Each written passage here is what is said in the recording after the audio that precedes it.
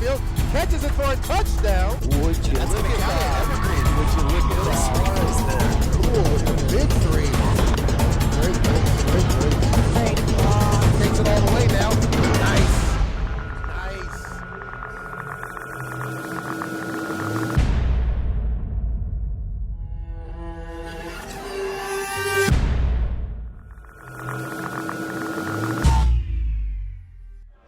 Hello, everybody. Hey. And welcome to day one of the Greater Saint Helens League Track and Field Championships. Matt Griffin from EPS Sports alongside the man, Rodney Lawrence. Thanks for coming out, Rodney. Hey, no problem at all, man. Glad to be out here. Nice, cold, brisk day for a track meet, isn't it? We were talking about how today is the non-rainy day. Yeah. And we have a 2-day event. very few of them these days. The forecast today, a little breezy, but no wind or no rain expected until later tonight. So we'll probably have some rain tomorrow. Yeah, most definitely. We're encouraging everybody to dress warm. Yeah. Last year, I was telling Rodney, I don't know why I didn't call him, but the Greater Saint Helens League Track and Field Championships was a one-day event because of COVID. And so because of that, I was on the air for 7.5 hours. It's a long day. Yeah. And it's a long day. Anyway, I love track and field, but that was a lot of talking by myself, so I should have called you. You should've. My apologies. But today, or this year, it is a 2-day event. Again, all finals, split between 4A and 3A. And since last year, there have been some changes in both 4A and 3A because of changes in the number of students at some schools and then some Vancouver schools. Little classifications. A couple of them dropped to 2, didn't they? Yeah, it dropped to 2 or competing unaffiliated, or non-affiliated. I think Fort is one of the unaffiliated. Yeah. So a little confusing. I don't know the ins and outs of that, but we're going to have 2 days of really good competition here. And like last year, and I think we had a year or two since we didn't do it because of the dark times. You're right, exactly. And but we are back to inviting event winners up to talk with us. So throughout today and tomorrow's broadcast, we'll step aside from calling the races to introducing you to some of our event winners. And the events are supposed to kick off with the 4x200 event. And I believe, did I not give myself an event sheet? Yes, there you go. Yeah, so the first running event is scheduled for 4 o'clock, so we probably won't talk straight through till 4. We'll step aside for a minute and just take a look at the sights and sounds of McKenzie Stadium as we get ready for the event. We just wanted to come on the air a little bit early to iron out any technical bugs, and I think we are good to go. Sounds like it. We are on the air on Comcast channels 28 and 328 and streaming live also on the Evergreen Public Schools YouTube channel. So anyway, sit down, grab something warm to drink or eat because it gets a little chilly up here at the top of still drinking cocoa in track Stadium. season. Yeah, we're still drinking cocoa in track season. Right. I'll never get it. No. Last year, April, we went from the driest April on record to the wettest, April on record. They're paying us back this year for it. Yeah, so we'll see. We'll be here, rain or shine. We're undercover. It's a little bit windy up here, but we needed to be outside of the press box so we can invite the event winners up to chat with us over here by our broadcast truck. Yeah, I'm looking for this to be super exciting, man. I was kind of looking at some of the events that we're actually going to be running today and some familiar names back from the football days. So it's nice to see kids playing more than one sport. And so it's going to be nice and interesting to see some of these kids outside of their football uniforms just out here just running as fast as they can. So yeah, be nice. and it's a good opportunity as we get ready for our broadcast to thank the voters in the Evergreen Public Schools attendance area for passing our recent replacement levy, because levy funds are absolutely critical for our sports programs, particularly our middle school sports programs. In Evergreen Public Schools, we do have a middle school track program that feeds into our high schools, and you're going to see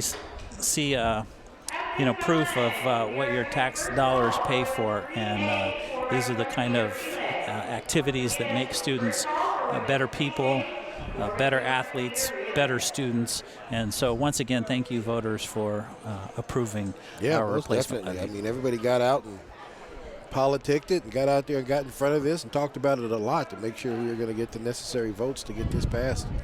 I still have a daughter who's in middle school, so it was personal for me. Right. And she does participate in sports, so it was definitely personal for me to make sure that she was still going to get an opportunity to continue that. Yeah. And she has one more year next year in middle school before she comes up to the high school. So. Another thing our levy helps pay for is our school buses, our transportation. Yeah. And it's really vital, especially for students to get to a meet like this.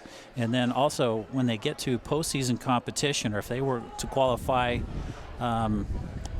for a higher level of competition, state competitions, levy funds help transport our students to those competitions. Yeah. No, the money goes a long way, so it's a good deal that it passed. And all right, so we're going to step aside just for about 8 or 9 minutes here as we get ready for the first event, the 4x200. I think that's right. Yes, it is. Yep. Girls 3A, women's 3A. So we'll be back in just a couple of minutes.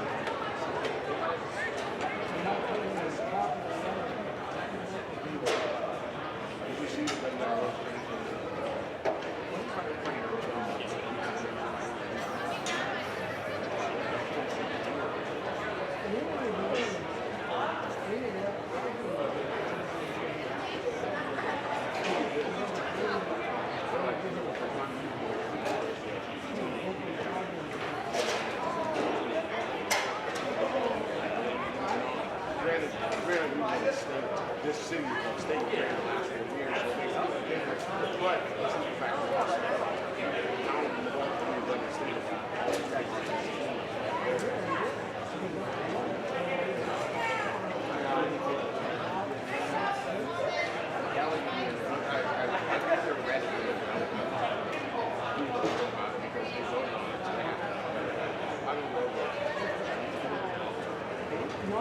Second call, the women's 3A, 4x200-meter relay.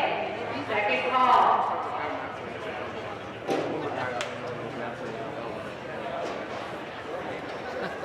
So I'll be right back.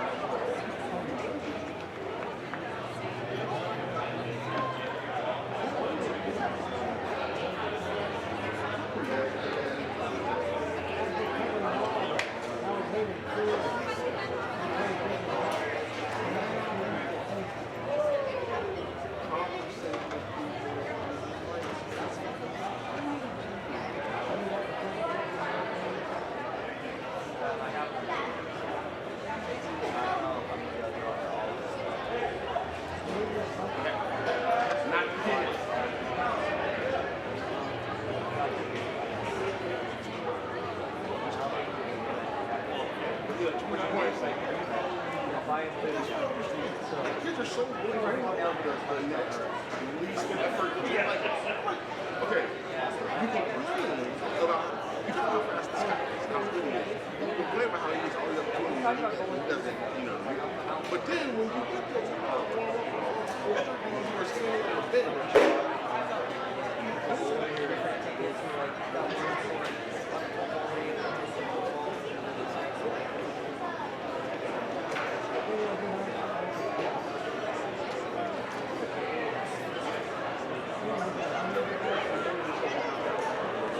All right, we are just moments away from our first event of the day, the 4A girls 4x200 meter relay.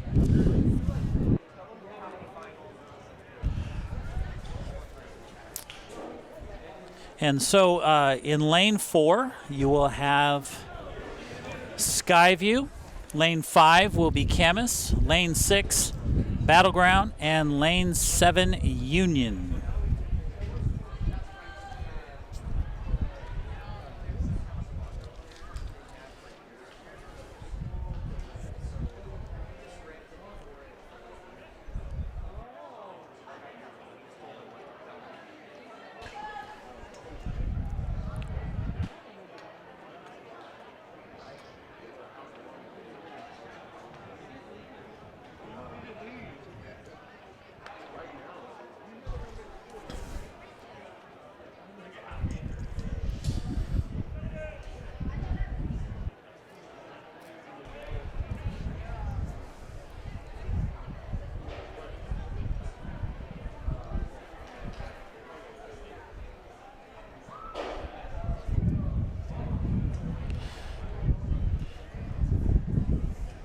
All right, so we're going to get this figured out. I think my order of events and my number.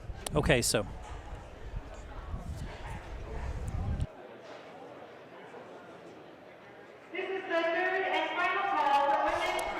Okay. The 4A and the 3A got swapped on us. So we are going to start with the 3A girls 4x200 meter relay. In lane 4 will be Kelso. In lane 5 will be Prairie. In lane 6 will be Evergreen. In lane 7 will be Mountain View. That graphic there you're seeing is for the 4A. That'll be our second event of the day. I'm going to have to run into the truck and rearrange some graphics.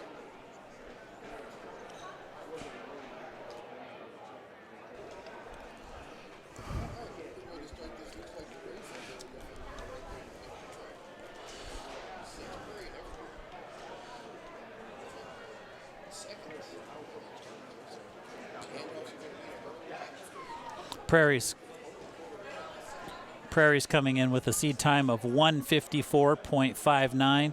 Evergreen 1:55.54. Just about a second difference. This is a race that I live in Oregon, so this is not a race. This doesn't happen in Oregon, so not a lot of states run the 4x200, so this is a fun event. It's one you'll see at relay meets, but not. Right.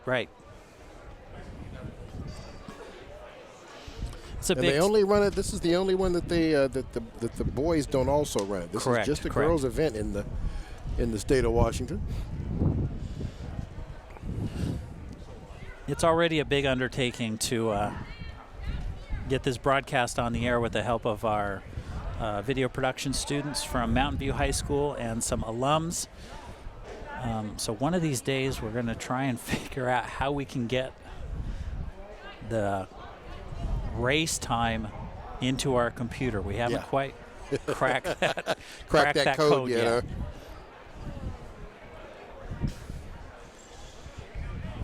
And as you can see there to the left of your screen, the starter official in the upper left portion of your screen in the white hat.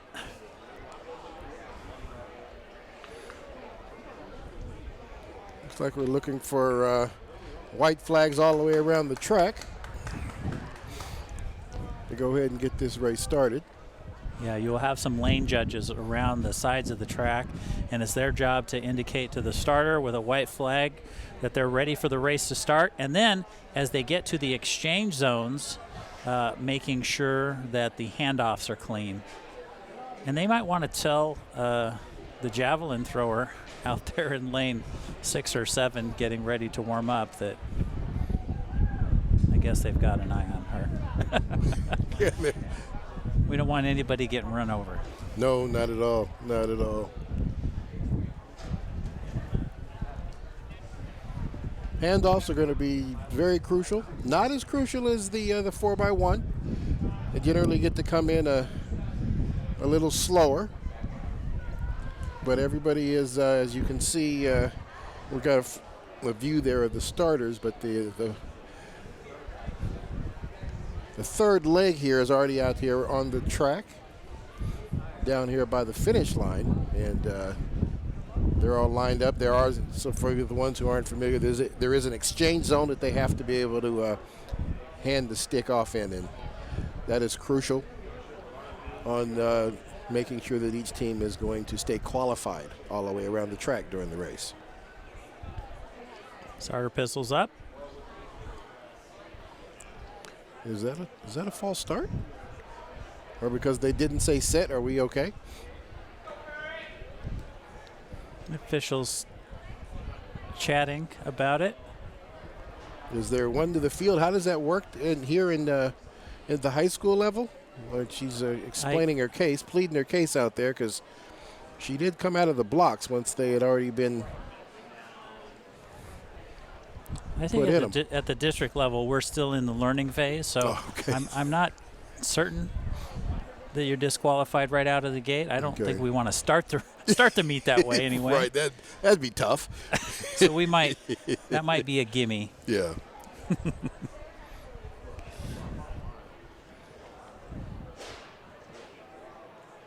Guns up. And we're off, the first event. 3A girls 4x200. Evergreen already making up the stagger early. Getting out in front to lead.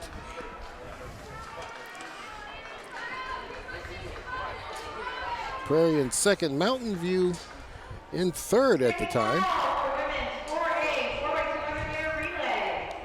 And it looks like they're a little trouble there on that handoff with Evergreen, but they get it. Comes around the track.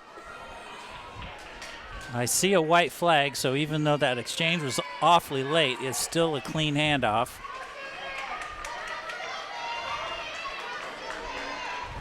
Evergreen coming down the track now with a big lead.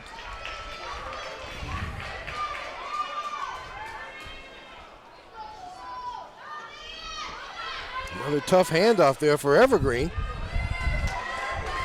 And there's Prairie. Prairie takes the lead right there in the curve there. Keeping in mind, Prairie came in just slightly ahead with their seed time.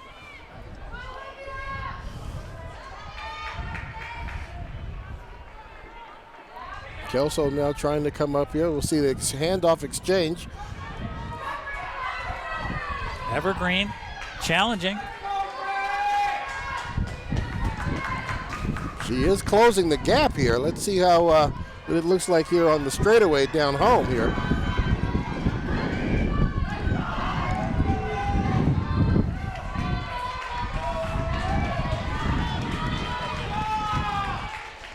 Does close the gap. Prairie wins the race. Evergreen, then Kelso.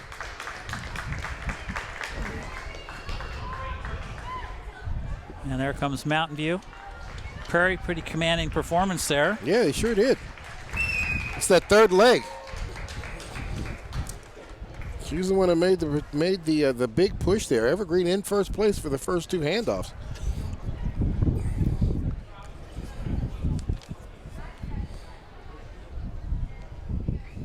So it may take a little bit for us to get the runners set.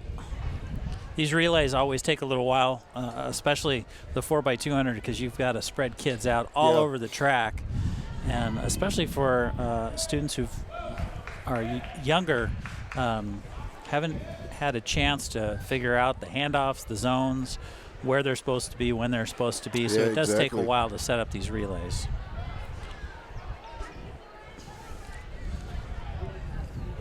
So for as many times as I screwed it up, this will be the 4A girls 4x200.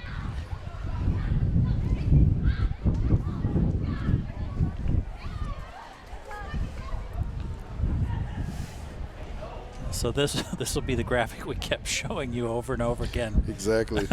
This is the Skyview Camas Battleground in Union. Correct. So group now, 4A. If my heat sheet is correct, Skyview will be in lane 4. Camas will be in lane 5. There it is. Battleground will be in lane 6. And Union will be in lane 7. Thanks, Wade, for sorting those graphics. I might have to take a break during one of the longer races and reshuffle that. Get that all taken care of for us. There are a lot of moving parts in a track meet. I was down there. Sure is. Listening to Coach Matheson, Adam Matheson from Mountain View High School, who's the head coach, if you will, for this event, and it took a lot of work. They didn't have the right high jump pit. Somebody had to go get a high jump pit. Somebody had to bring some more hurdles. Somebody had to bring this, that, and the other, and he was thanking all the coaches in the Greater Saint Helens League for... everybody got together and got it done, huh? Yeah, got it all taken care of. Many hands make light work. Yep. In this event, Camas with the best time coming into the race, 151.29. Yeah, based on the scores, it looks like, the times, it looks like they're not going to have a whole lot of competition. We'll just kind of see if somebody's going to show up and show out today and give Camas a race. I am excited The leadoff runner, supposed to be the leadoff runner from Skyview. And my apologies in advance throughout the course of these 2 days of broadcast if I mispronounce names. So I'm going to try and get this as correctly as I can. Amem Tekperi, you're going to see her in a couple hurdles races coming up, one later today, and I believe I saw her name tomorrow, and she is ranked in the top 10, 15 in the state in both events. So really fast athlete there from Skyview in the leadoff leg, if they run in the order that it shows on the heat sheet. Good deal with a little strategy, I would imagine, with that. She's going to get him out there quick, see how if she's able to make up any stagger on this first leg. Starter's gun is up. Clean start.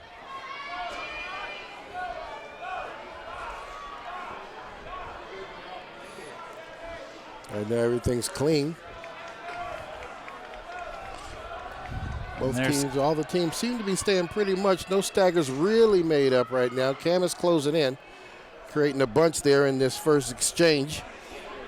It's going to be all about how good these first exchanges are going to be. Good, clean handoffs. Skyview with a very good handoff.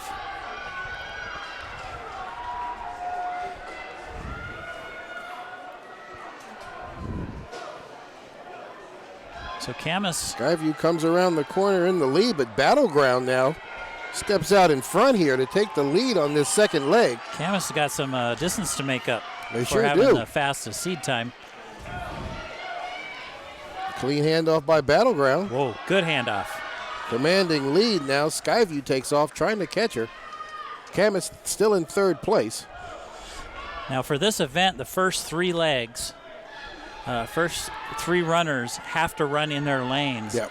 And at the last exchange, the last 200 meters, they get to cut into the inside of the track. Yeah, good job there. Oh, here comes Nice Camus. close size. Camus trying to close in. This is going to be a good exchange. Good handoffs by everybody. So here's the race right here. Oh, look at, they're fighting for position on the Camus, inside Battleground, there. and Skyview. Skyview and Battleground battling, trying to come out of that corner.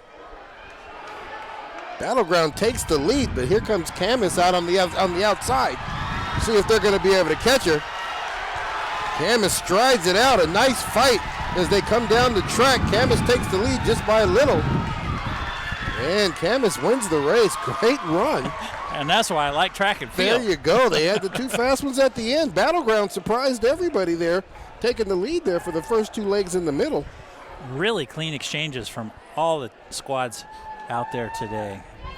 Really impressed with the handoffs there. No, they did have nice clean handoffs in the exchange, especially that third one. It just made the race that much better when everybody takes off like that in a bunch. So, little background for folks that don't remember. The reason I asked Rodney out here because he was a sprinter in high school. Yeah, college. Long time ago. Well, same here, my friend. And a sprint coach. Yes. And when I was in high school, in college, I was a distance runner. And so I know a little bit about sprints and a lot more about distance races. And probably Rodney's a little bit of the opposite. Yes, most definitely. So, I know a lot about sprints, a little bit about distance. I just know that's a long way to run. That's always, I've always thought of it that way. Yeah, I had one of the Evergreen High School field coaches come up and ask me what events I ran. And I said, well, in high school I ran the 1600 and the 3200, but in college I ran the 5000 and the 10,000. And she said, oh, I can't even count that high. Yeah, that's a lot. That is a lot. So in just a second here, we'll have our first person in the winner's circle. I'm going to step aside and get ready for this interview. 1 second.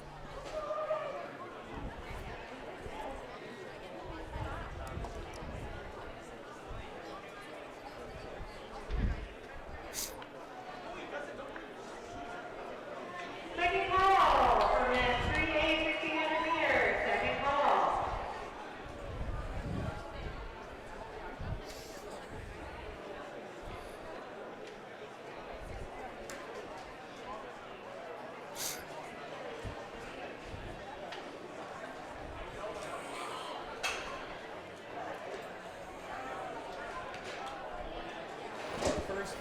Winner Circle interview. I'm here with Judah from Kelso High School. Yeah. Tell me about your event today. So we did triple jump and took first. Yeah, surprise. A man of few words. What year in school are you, Judah? 2023. Okay, so you've got another year on you. Yeah. How did your event go today? It went perfect. I PR'd 2 times, I believe. Okay. So that was exciting. Loved it. So on to state? Hopefully. I mean, Hopefully. yeah. Okay. It's a little windy up here right now. What was the wind like?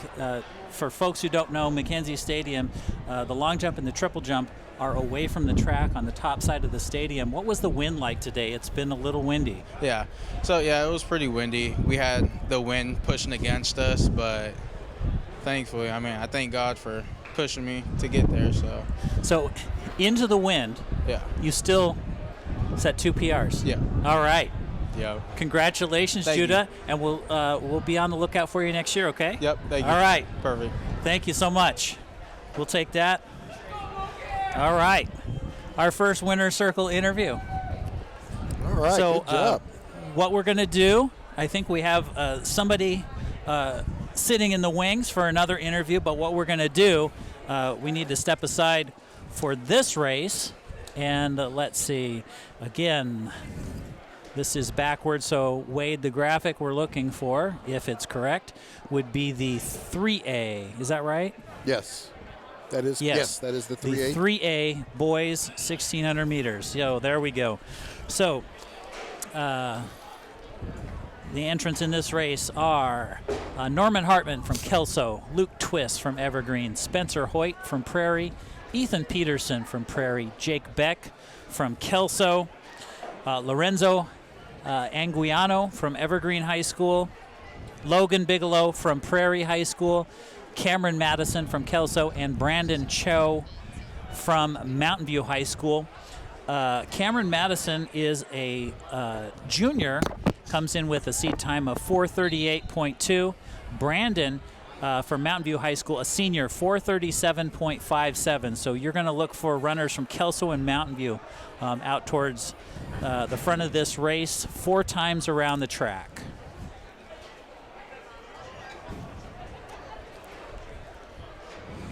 Our next winner for the circle there, she's got another get ready for another event, so she'll come join us here as this race is started. So I mentioned Brandon Cho from Mountain View High School. He will be in the white singlet with the blue shorts. He's currently running in the 4th position, and if memory serves correctly, he won this event last year. I didn't have time to do my research there, but I do believe that he was district champion last year, so we'll see what we got going on. He's kind of tucked in right now, letting everybody else fight the wind for him. Well, like Judah said, he was running into the wind for his event. Yeah. And so, when we get to these running events, there's one side of the track where they're running into the wind, yeah, and the other side they're getting pushed.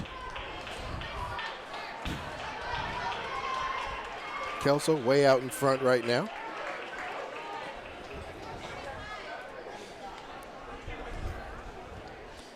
And if I'm just judging by seed times alone, we don't have numbers on the athletes, so we can't tell who's who. But if the seed times are correct, that might be Cameron Madison.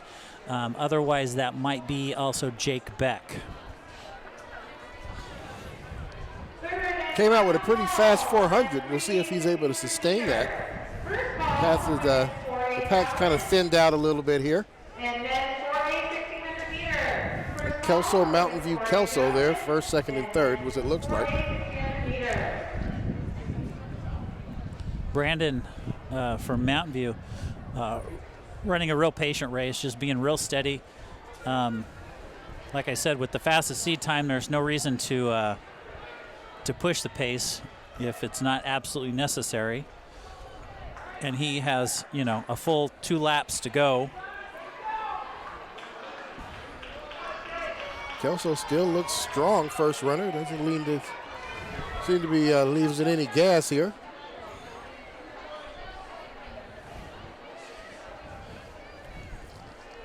In the 1,600 meters, it's, really oftentimes, not always, but it's the final 600 meters that decides it. Yeah. I mean, this race is almost a sprint nowadays. Everything's a sprint to me. Yeah. I mean, the times that these kids run nowadays,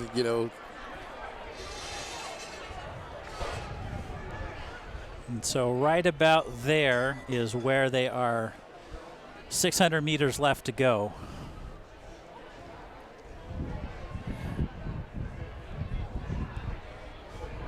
Well, has taken his time, slowly closing the gap. Looks like he is getting a little closer now. Like you said, at 600, starting to make his move here. See if Kelso will be able to hold him off of this last 400.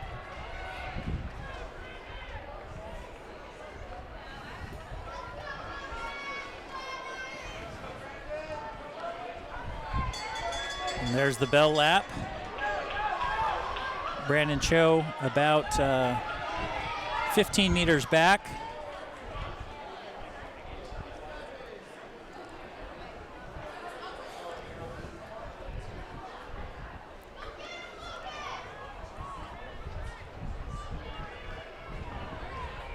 Well, the gap seems to be getting wider there. He's got his work cut out for him, he but does. let's see. There is some wind in his face down there on that back stretch. Kelso seems to be getting faster and stronger in this final lap here. This last 200. But here comes Mountain View again. He's picked it up too. We'll see if this is going to be a race down here to the last. Boy, this is going to be decided right here. There you go. He's not going to have enough gas to do that. Kelso ran this race very strategically. He just got out in front and stayed in front, made everybody fight to get him.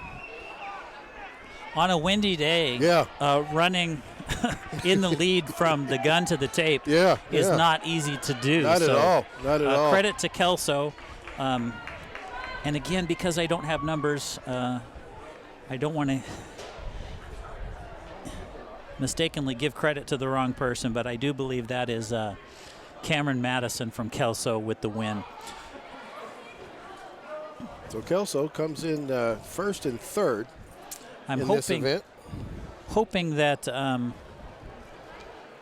our finish or our timers tent, they did this the last couple of years we were out here, was bring me printouts of, so we can figure out, we can talk about who won. Official results, official times, Use official people's marks. names. Just so I can get it right.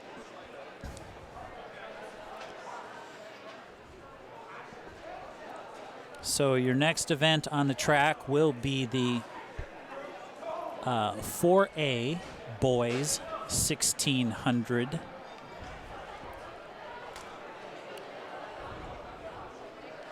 And we have far more entrants than we do have people on the track now. So I don't know if we've had a lot of people scratching or if they just haven't arrived out on the track yet. Yeah, because it's a pretty big field. We have 13 athletes here listed to run. And I only see five down there. Five folks down there. Oh, here comes a Camas runner. Okay, here comes a few more.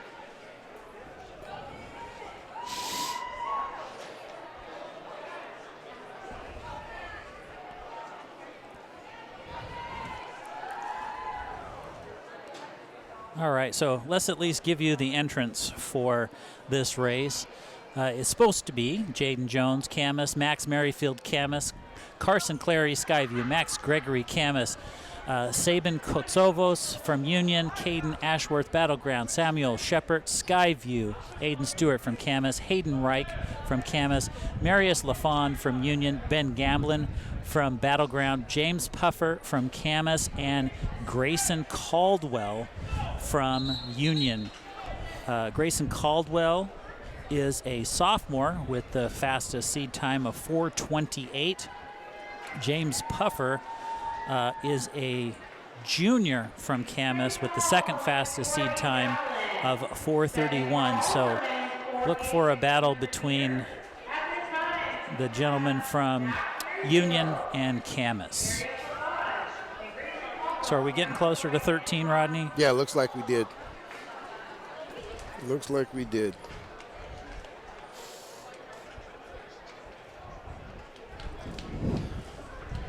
See if this race has somebody come here out we have quick. somebody coming. Two more. Hurry, more. hurry.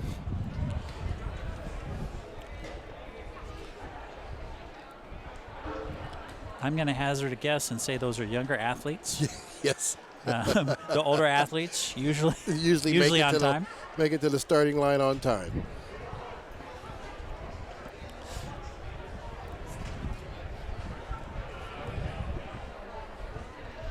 So I'm going to step aside for 1 minute. Rodney, you want to call this race as we get underway? Yep. And we'll get ready for our next interview.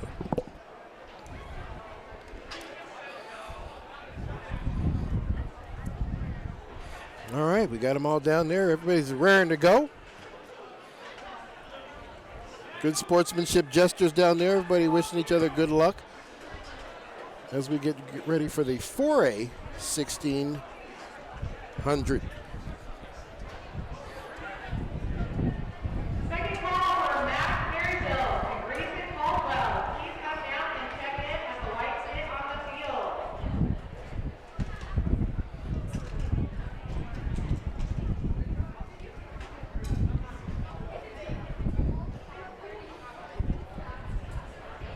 Starter giving all the kids the instructions as this race gets ready to start. Looks like there's some last minute conversation, making sure everybody's on the same page here.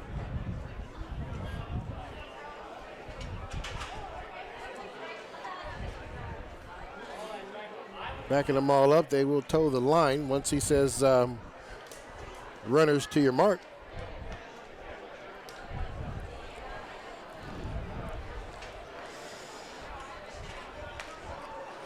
So after this race, we're going to be talking with the 3A winner of the girls javelin, Erin Tack from Kelso High School. That's part of this track meet that I love that we started a couple of years back. Yeah. We call it the Winner's Circle. We invite, we encourage the coaches to send their athletes up here to talk with us. It's a chance to celebrate their accomplishments, and for some of these students who are potential college athletes, maybe a chance to show something to a prospective coach. Sure does. Sure does. A little film in the can for them. Get them ready. That's right. For the next level.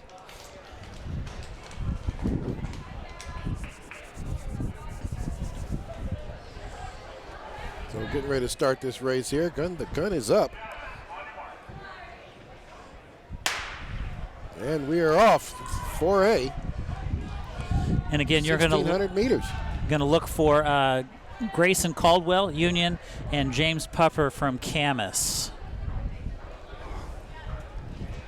Camas already in the lead. Union looks like they're tucked in third.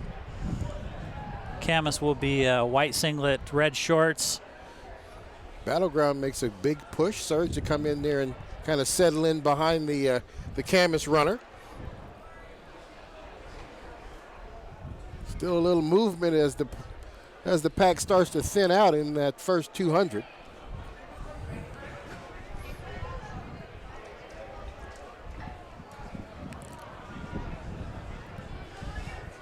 Coming down the track, Camas Battleground. I believe that's Like Grayson Union Caldwell. and Skyview, first, second, third, and fourth. I believe that's Grayson Caldwell in third right there from Union. And that would be Ben Gamblin from Battleground, currently running in the second position if I'm just judging by my heat sheet here. All of these athletes within about 10 seconds of each other, so those are the athletes to watch in this race for sure.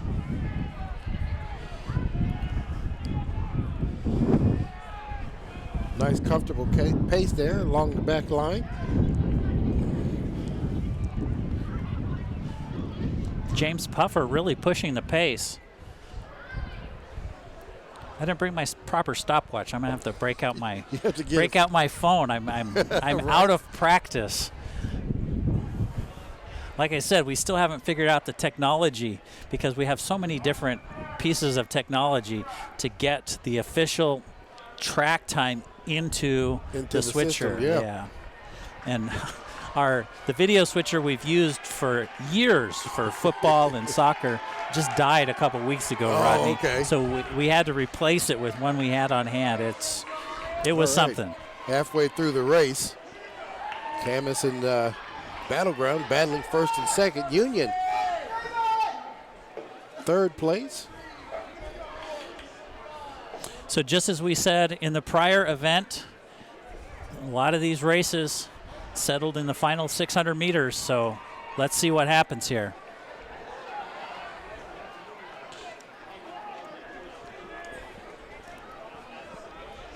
James Puffer's doing a lot of work here.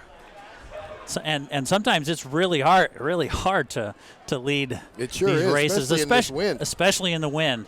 So we're gonna talk to the 3A boys champion in a couple minutes here, but let's get this race out of the way, and then we're gonna talk to Erin Tack from Kelso about her javelin championship.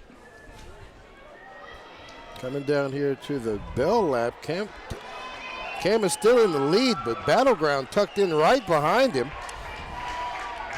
Still looks pretty comfortable in his run. Union falling off the pace just a bit. We'll see if he'll be able to get back into the race. I think that might have taken our Union runner by surprise, just how That pace, hard, yeah, he came hard out they're quick. pressing it. That was a pretty fast 400 at the open there.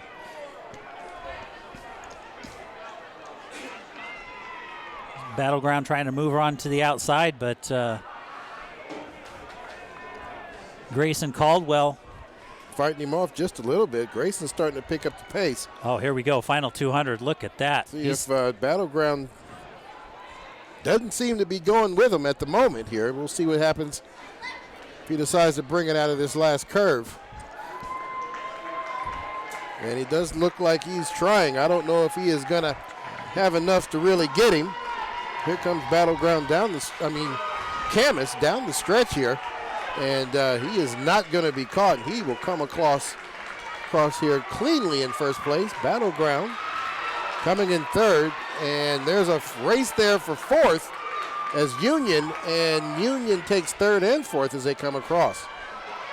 Nice race at the end. Another one. Another race there at the end. These guys always coming across.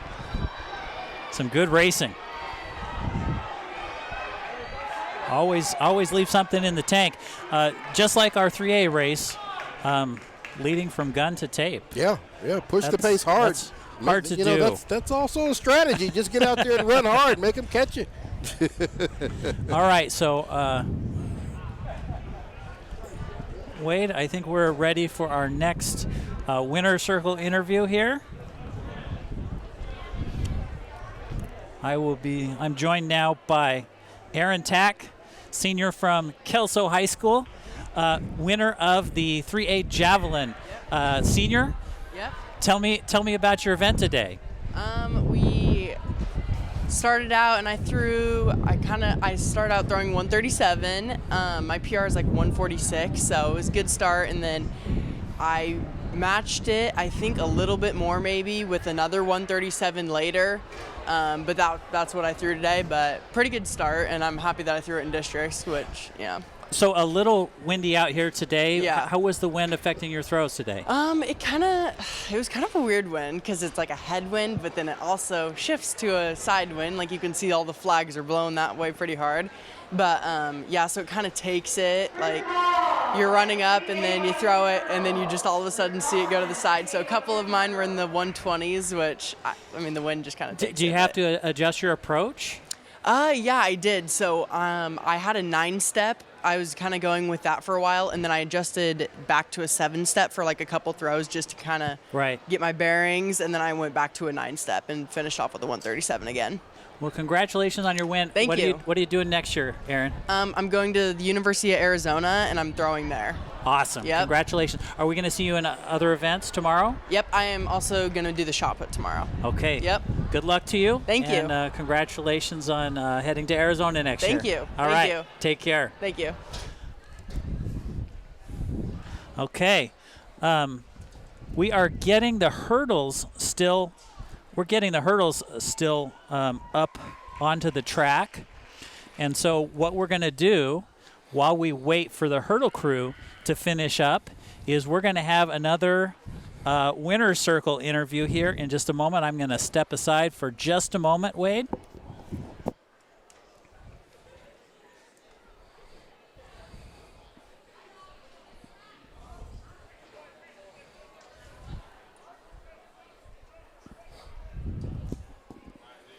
All right, so we're back here to some of the shorter races, getting ready for the 110 high hurdles.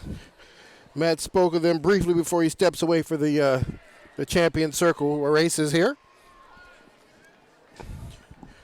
And we're going to swing this to Matt for his conversation with the winner of the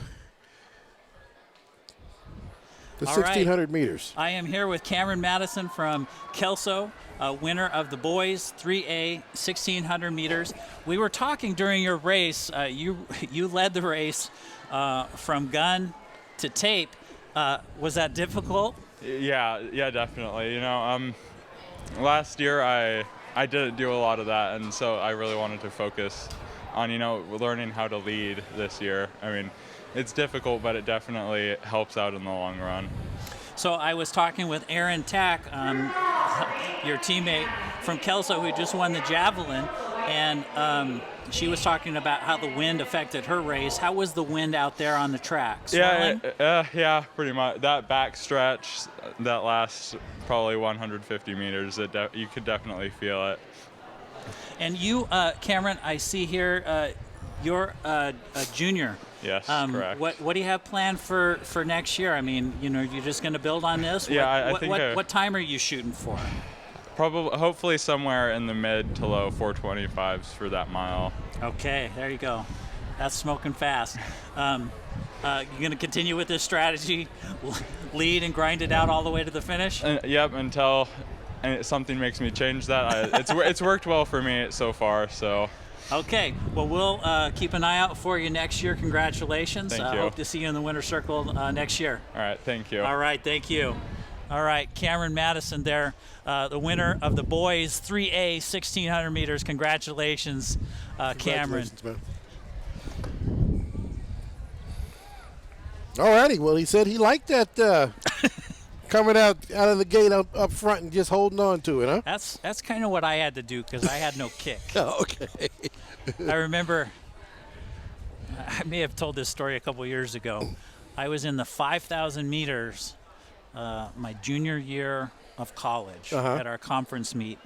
I ended up taking second, and I had a teammate who took first, and so we both went up to our coach and said, "Hey, coach, what do I do?" So I said, my teammate's name was Johns, and I said, "Okay, coach, what do I need to do to beat Johns?" And he said, "You need to go out hard and make sure he can't out-kick you because you have no kick." And so I found out a while later that Johns went up to the coach and said, "What do I need to do to beat Matt?" And he says, "You just need to hang on and out-kick him because he has no kick." He has no kick, right. And so, in any case, Great job. Great coaching. he was just being honest. Yep. So anyway, Johns beat me in that one, but I came back the next day and I won the 10,000 meters. Well, there you go. There you go. With no kick. With no kick. No, I ran that last mile in that 10,000 in 4 minutes and 40 seconds. Oh. So I was proud You of was myself ready. that Yeah. day. Okay. Well, that's kind of a kick. That's a little bit of a kick right there. I was just grinding it out. 26 laps on the track. Yeah. That's a lot. It is. I'd be winded running 100 meters these days. So I think what Rodney and I are going to do is let's do the start list first. So Yep. Is this the 3A, Rodney? It is. So this will be the 3A. boys 110-meter hurdles. Lane 1, Bentley Jacobs, Kelso. Lane 2, Zane Cunningham, Evergreen. Lane 3, Carver Doan from Kelso. Lane 4, Alex Ford from Prairie. Lane 5, Kyle Chen. He's a monster on the track in the hurdles. Mountain View. Caden Bowles, Mountain View. Salik Khan from Evergreen. Lane 8, Silas Watkins, Kelso. And Lane 9, Roman White from Heritage. So I think we're going to step to the other side of our announcers table so we can get a better view of the track for this one. Can you see there, Rodney? Yep. I think we got it figured out. That'll be good there. Yeah, Chen right there in the middle of the track from Mountain View, also a football player, so it's nice to see him out here running these hurdles. Well, and Caden Bowles as well. Yeah, both of them. Kyle Chen, I didn't write down what year in school he is, but I know he's been a monster in these hurdle races in the past. So Kyle Chen with the best seed time, 16.51, again in lane 5, center of your track. And Caden Bowles, also from Mountain View. We saw him during football season as well, 16.53, so very evenly matched. Yeah, those two should come down the track neck and neck. On this one is always who hits the less hurdles. As you come down here and kind of blow through this is a fun race to watch. If you're a runner, it's exciting. I used to run these, and we had fun. But I tell you what, if you hit one, it hurts. You feel it. You feel it. I've got those really short legs, and those hurdles are just way too high. Yeah, they feel. You got to fly through them. If you jump them, then you don't make it. You got to step through these. And last time you announced with me, we talked about this, perfecting the number of steps between hurdles. Yeah, 3-step it. It's a rhythm. I mean, you kind of hear the rhythm in your head as you run down the track, but it's a 3-step. With the boys, it's generally a no-brainer. They're going to always 3-step it. Okay. Sometimes. With the girls, if we see the girls, I don't know if the girls are going to run today or tomorrow, but you'll see some of the girls 4-step and still be winners. So. Yeah, and in fact, the girls' 100-meter hurdles will be after this. So we have 4 hurdle races in a row here. Yeah, the difference between the boys and the girls, if the men or the boys 4-step it, they're not winning. Okay. On the girls' side, if they're fast enough, they can win 4-stepping it. They'll come across alternate legs every single time, and that's the quickest way to notice that somebody's 4-stepping is they use a different leg each time. Well, and that seems like it would be really hard to me. Yeah, to alternate legs. It's just the way it comes up because it almost is like running for them. It's just like a step through the hurdle, and it's you got to be a pretty strong girl to 3-step it. So if you are say right hand, right leg dominant, do you lead over the hurdle with your right leg? Okay.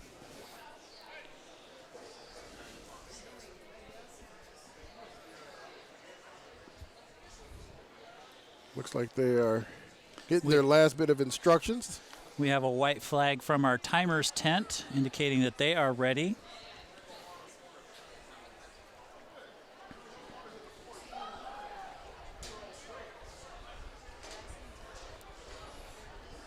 Two Mountain View athletes right there in the middle of the track for us.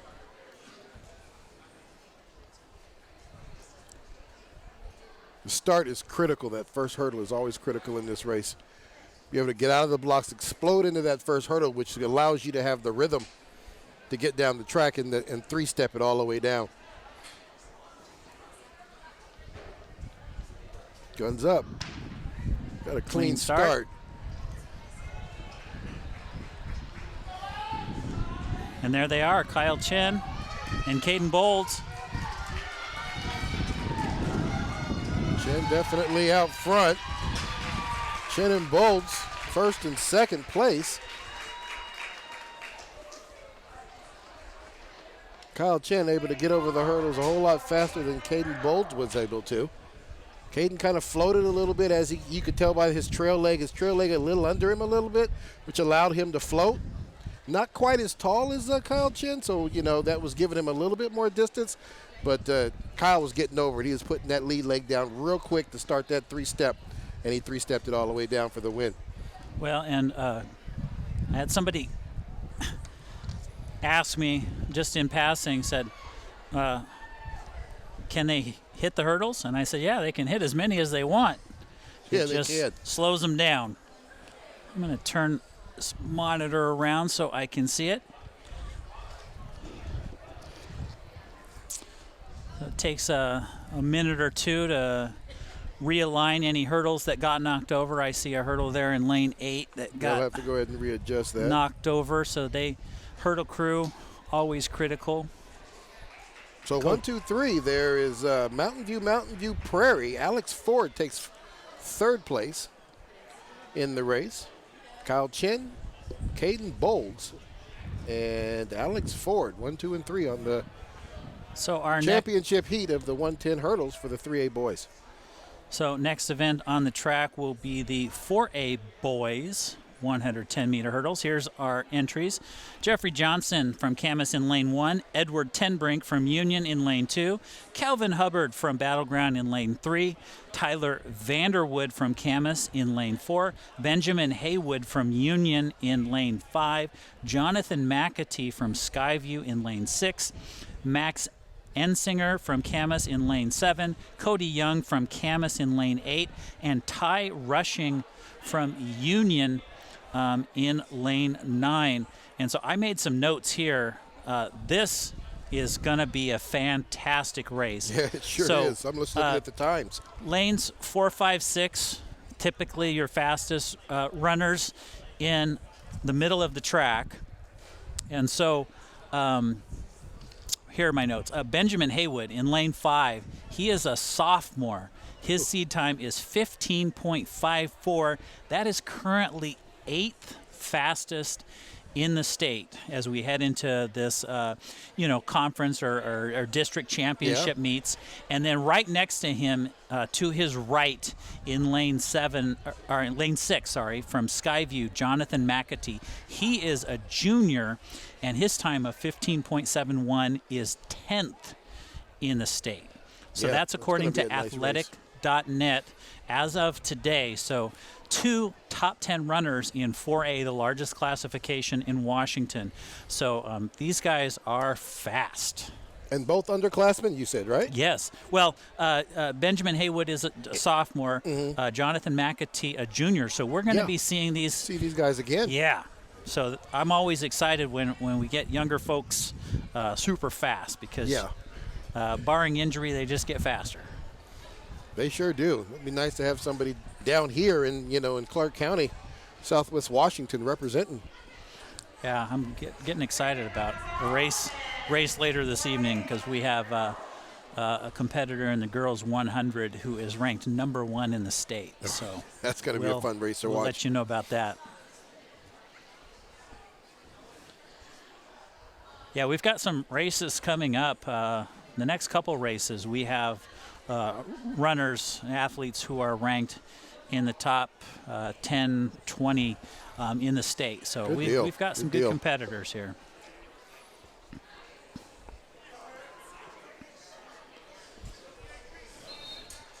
Still waiting for, we haven't seen the official white flag from the starters tent yet. Athletes do seem like to be getting instructions from the starter.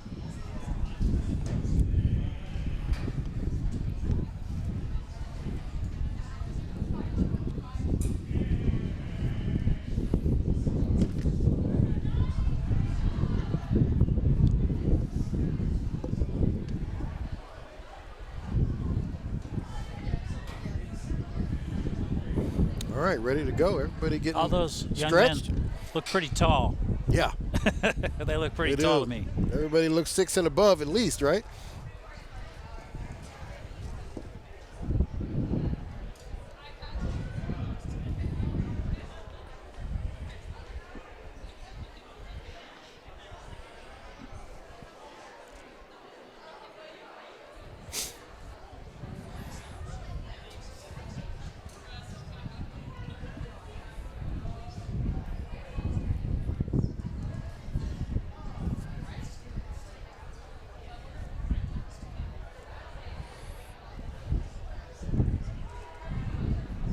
still Last bit of waiting instructions, checking the blocks.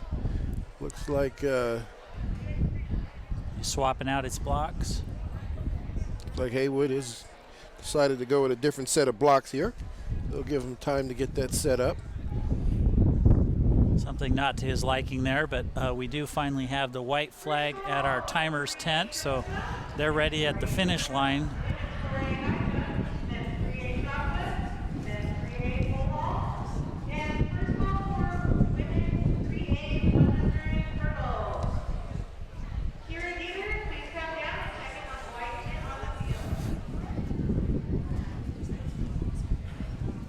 Okay, again, action in the center of the track. 2 top 10 runners in the state of Washington, lanes 5 and 6, Union and Skyview.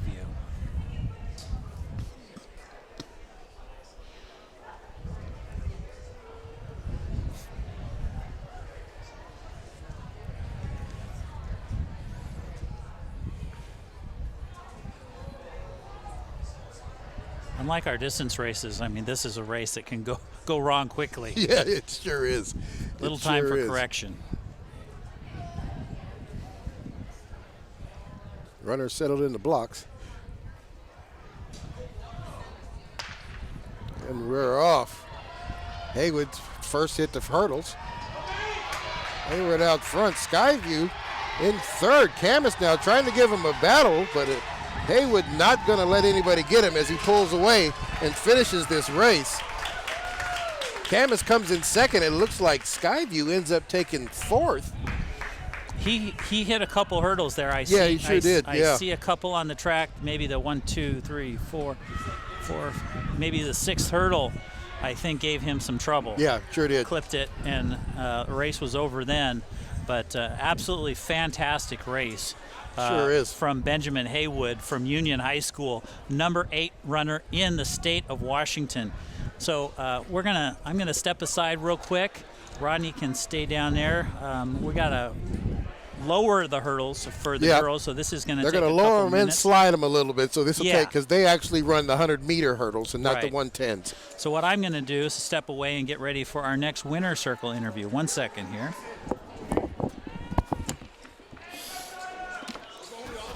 It's a good race down the middle of the track.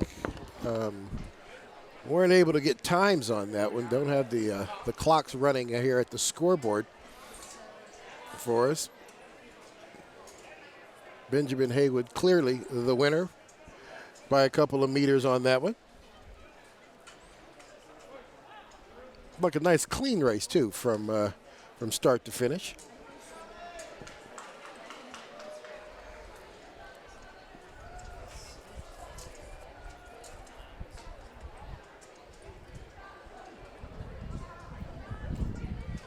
Tyler Vanderwood ended up taking second place in the race.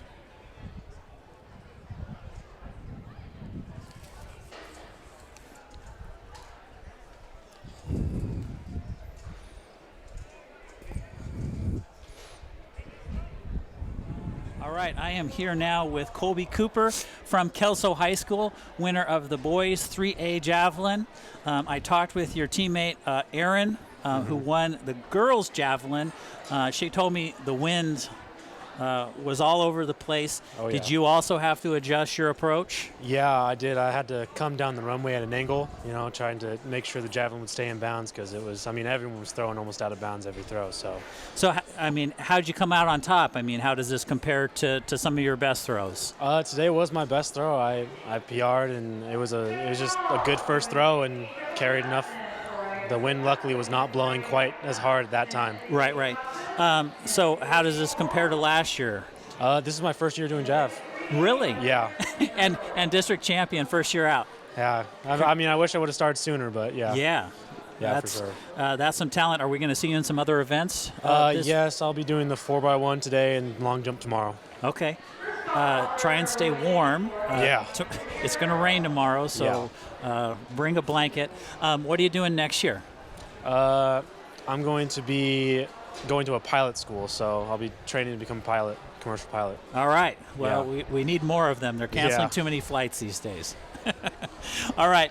Colby Cooper, winner of the 3A boys javelin, Kelso High School, a senior. Congratulations. Thank you. All right, Thank you. maybe we'll see you here back in the winner's circle Hopefully. for some other events. Hopefully. All right, thanks, Colby. Yep. All right, Rodney, what do we got going on? Well, it looks like we're getting started here for the, we've got the hurdles all moved in and ready to go. Some last-minute touches here as we're getting ready for the girls' 3A 100-meter hurdle race here. So let's see. I'm finding my names here. Okay, girls 3A 100-meter hurdles varsity. Here's some lane assignments for you. And again, I'm apologizing in advance. Talitha Fa'alaveo from Prairie, Kira Dieter from Kelso in lane 3, Jordan Jensen from Prairie in lane 4, Kara Matson from Prairie in lane 5, Grace Twist from Evergreen in lane 6, May Rodriguez from Prairie in lane 7, and Daisy Guamo from Prairie in lane 8. And so I wrote some notes for this one, Rodney, and this is another one where we've got some really fast athletes. Kara Matson in lane 5, she is a senior from Prairie. Her time of 15.28 is 4th in the state. Yeah, that's a good time. That is a good time. For 3A. And then next to her, her right, Grace Twist, a senior from Evergreen High School, who has run really well in this event in years past, 15.81. She is ranked 7th in the state, 3A. So these are some fast athletes here. It's going to be nice to watch those two come down the track. Just a clean race. Either one of them looks like they could probably win this race. Well, and like we saw in that last race, you can come in. All it takes is one hurdle. All it takes is one hurdle, and our runner from Skyview, who was seated 2nd, ended up placing 4th. Yeah, sure did. And they're only taking the top 3, correct? Did he not get out? Did he not make it to the next level? I need to do some more research. Because they do it differently than they do in Oregon, where my kids went to high school. Yeah. I hesitate to say. I don't want to say somebody's qualifying for a next level of competition and get it wrong. Right, exactly. So I'll try and get some clarification from that, from Adam Matheson or Rory Rosenbach, our two most definitely coaches out here. We have a white flag up at the timers tent. We sure Rodney do. has a fan club. Yeah, that's family out here at the track meet. Girls getting in here, settling themselves into the blocks here.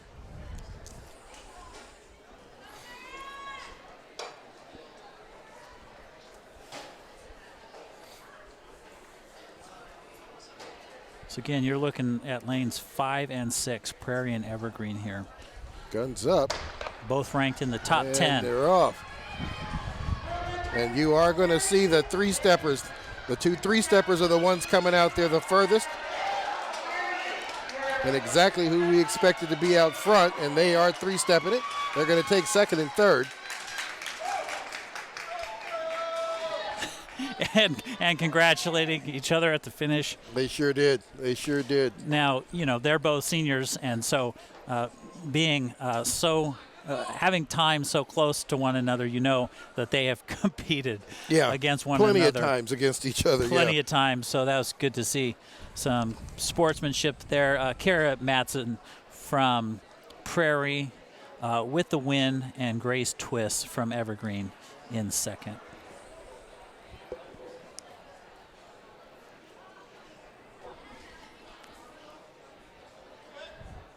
Little debrief at the finish line to make sure that the timer had everything correct.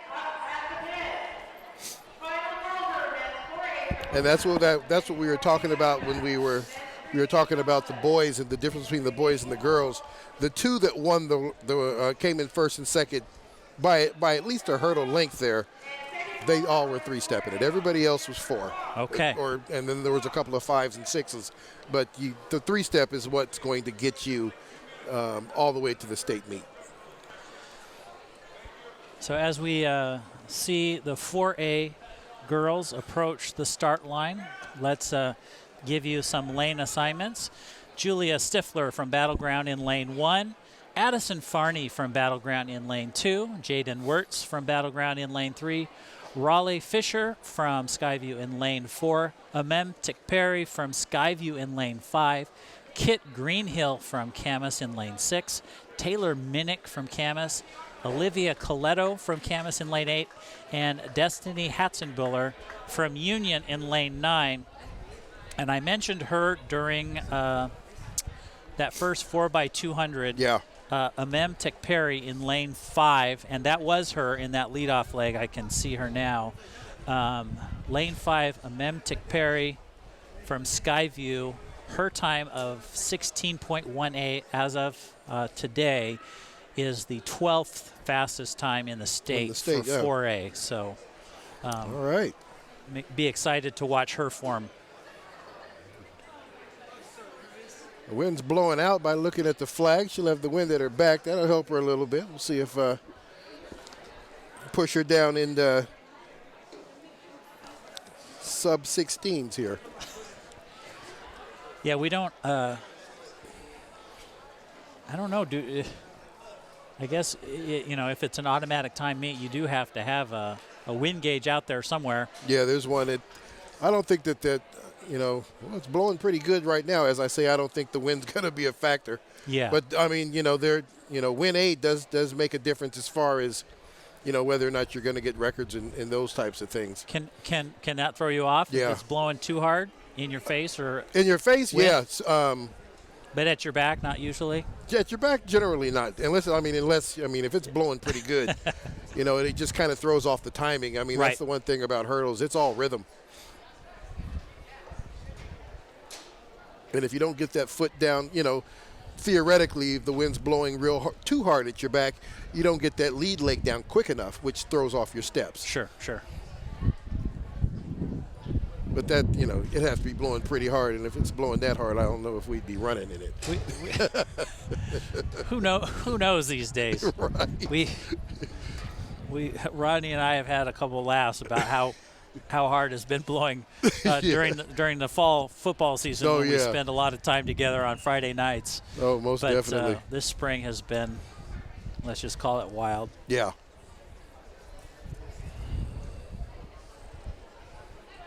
We have a white flag up at our timer's tent, so we are ready there, calling the runners to their blocks. So Skyview Camas coming down the middle of the track, lanes 4, 5, and 6. Fastest times in the heat.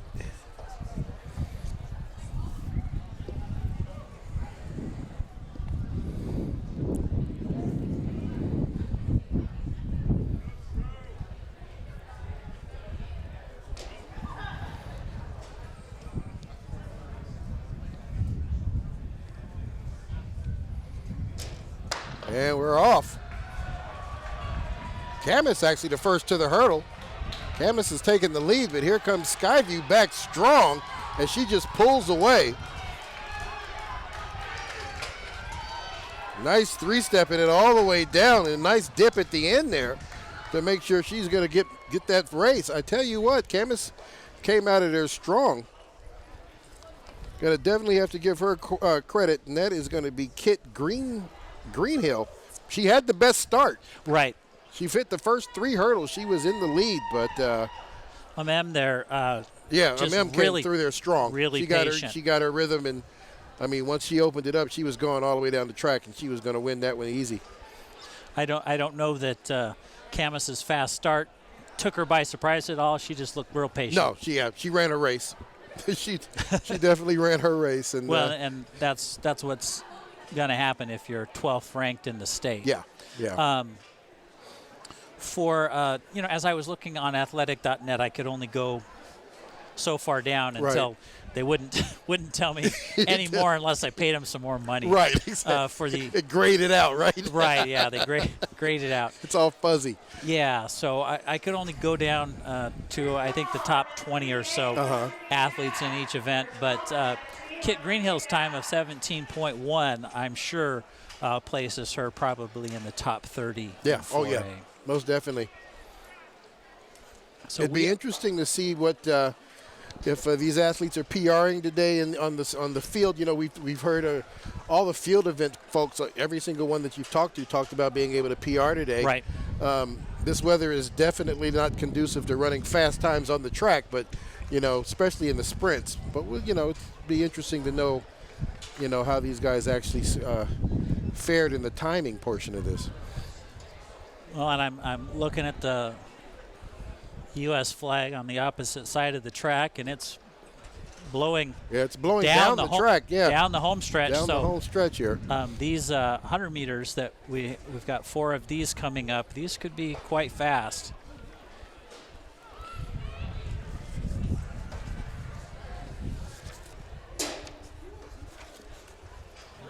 Looking at my order of events here that they swapped on me.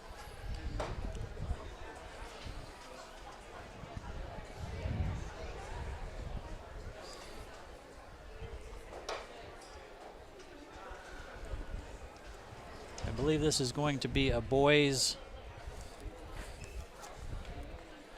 3A. Should be first on the track. I'll hold off on on giving you the lane assignments till we get some more folks out there.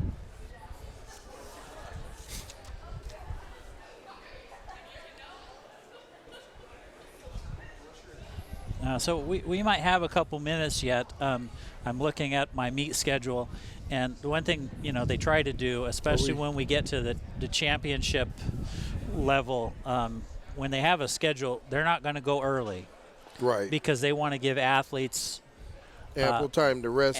Time to rest, to warm up, to do what they need to do to prepare. So we are definitely ahead of schedule by about 15 minutes, it looks like. Yeah, so we that last hurdles race went off right on time at 5:05. Our next event is at 5:15. And my watch says about 5:07, so we've got a little time left. This looks like it is going to be a 3A. I do see a Kelso athlete practicing the blocks right there in looks like lane 7.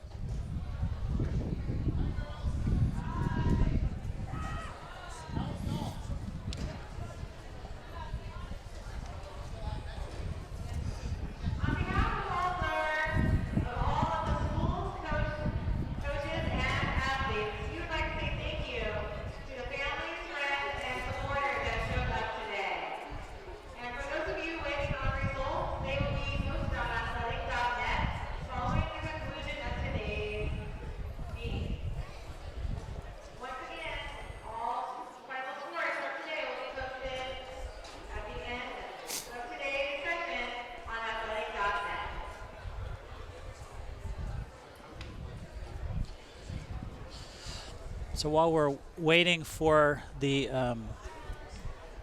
athletes to come to the line for our first heat of the boys 400, I want to take a moment to thank the students and alums who are making our broadcast happen today. We've got Ethan and Martin from Mountain View High School video production program over there who are out on camera. I think that somebody's waving. We didn't see him. I think somebody heard his name. Yep. And there he is down there. And then we've got Maisie Copeland, a graduate of Mountain View High School, and Jacob Taylor, graduate of Heritage High School, on camera. Thank you all so much for helping out. It couldn't happen without you.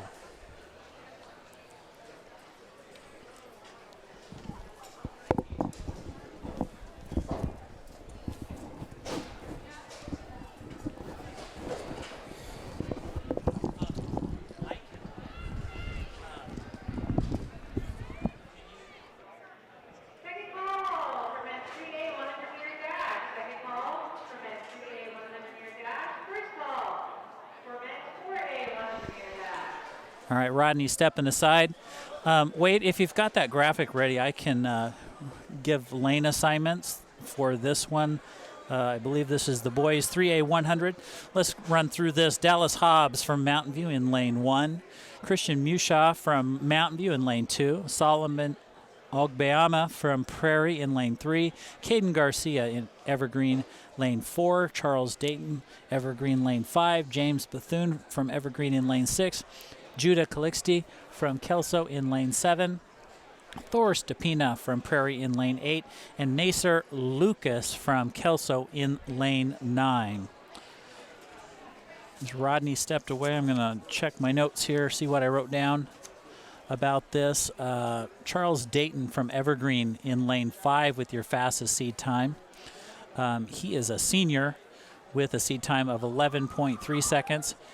And James Bethune from Evergreen with the second fastest seed time, 11.53. And James Bethune, second fastest seed time, he is just a freshman. So we'll be seeing him for a couple more years. Lanes 5 and 6, 2 runners from Evergreen with our fastest seed times. Yeah, Rodney and I have got all these papers. Blowing everywhere in the heat wind. Sheets and meet schedules blowing everywhere. I think I might have to go buy 2 bricks. Right, just to hold everything down. Or look for a piece of concrete that the kids keep throwing over the fence. Right. I don't know what they're doing. Well, Evergreen right down there, down the middle of the track there. Bragging rights there for the school, first, second, and third, as the times, as they're in lanes 4, 5, and 6. So this ought to be interesting. These guys have been running against each other all year long in practice. Yep. Little pride on the line. They're all real close to each other in time.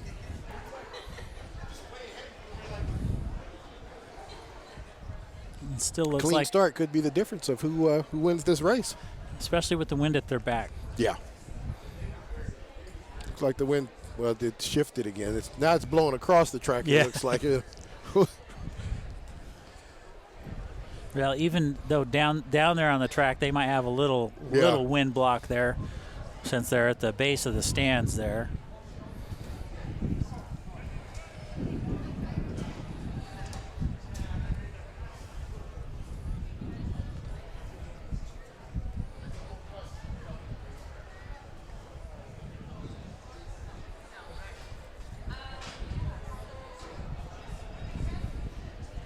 All right, according to my watch, we're about 2 minutes before we're ready to run this race.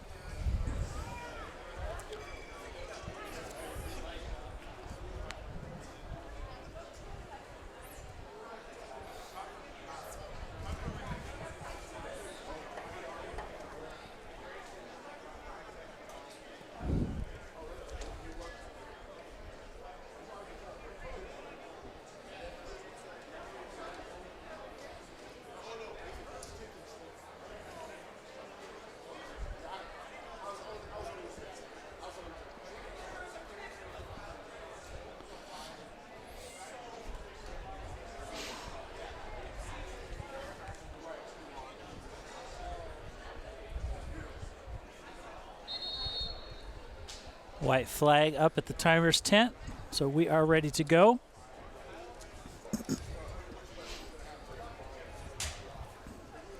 All right, runners getting instructions from the starter.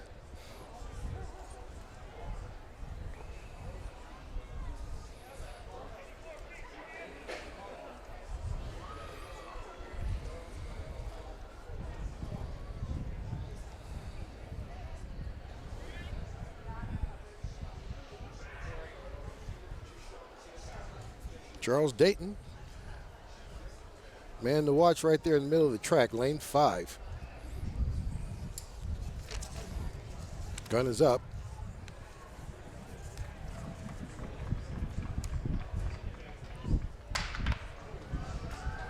Good clean start. Dalton, nice phase as he comes down the track, and he does exactly what we thought he was going to do. Nice run. That's going Close to be finish there for second and third between Kelso and Evergreen, lane 6 and 7. I don't know that I'd be willing to say who won that one for our second place. No, that was close. Finisher. That was close. That might be a photo finish down there. Yeah. So I'm going to step aside one moment, Rodney.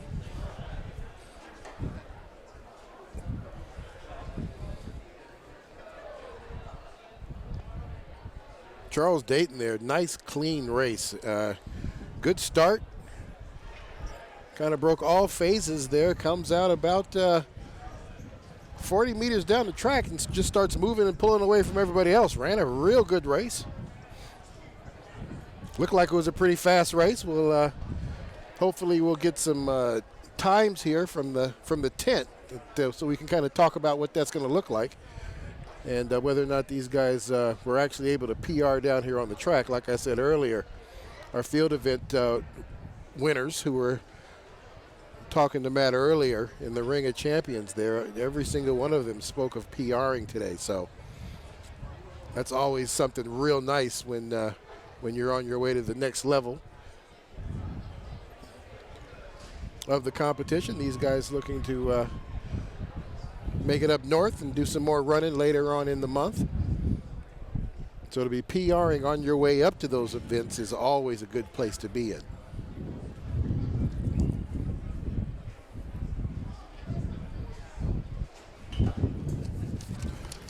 Now we're getting ready here for the 100 meters boys 4A as they now start to get onto the track and get ready for their race.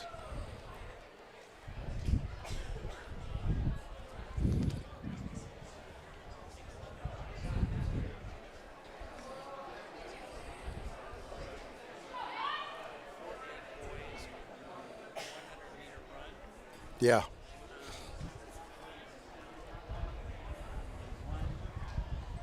Caden Drabinski from Union in lane 2.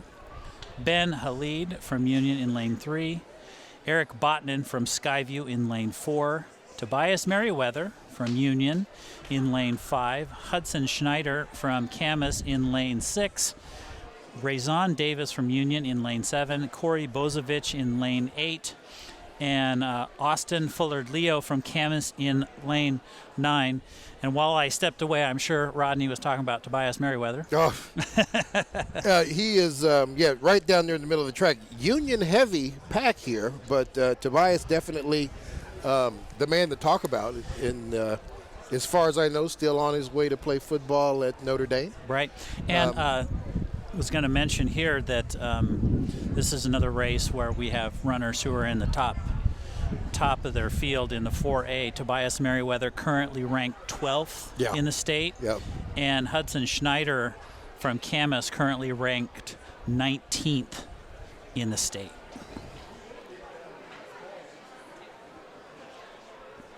Yeah, Merriweather and Snyder real close there. That'll be nice to see how that kind of sets itself up as they come down the middle of the track. Eric Botnan definitely close enough to be able to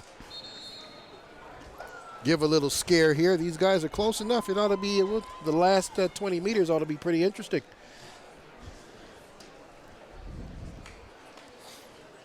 Tobias Merriweather, all-purpose. Yeah. Quarterback, wide receiver. Did a little bit of it all. And, and for as tall as he is and running an 11-1, he is definitely going to be able to take care of this. You're Notre Dame's getting them a piece of work. They are getting a piece of work here.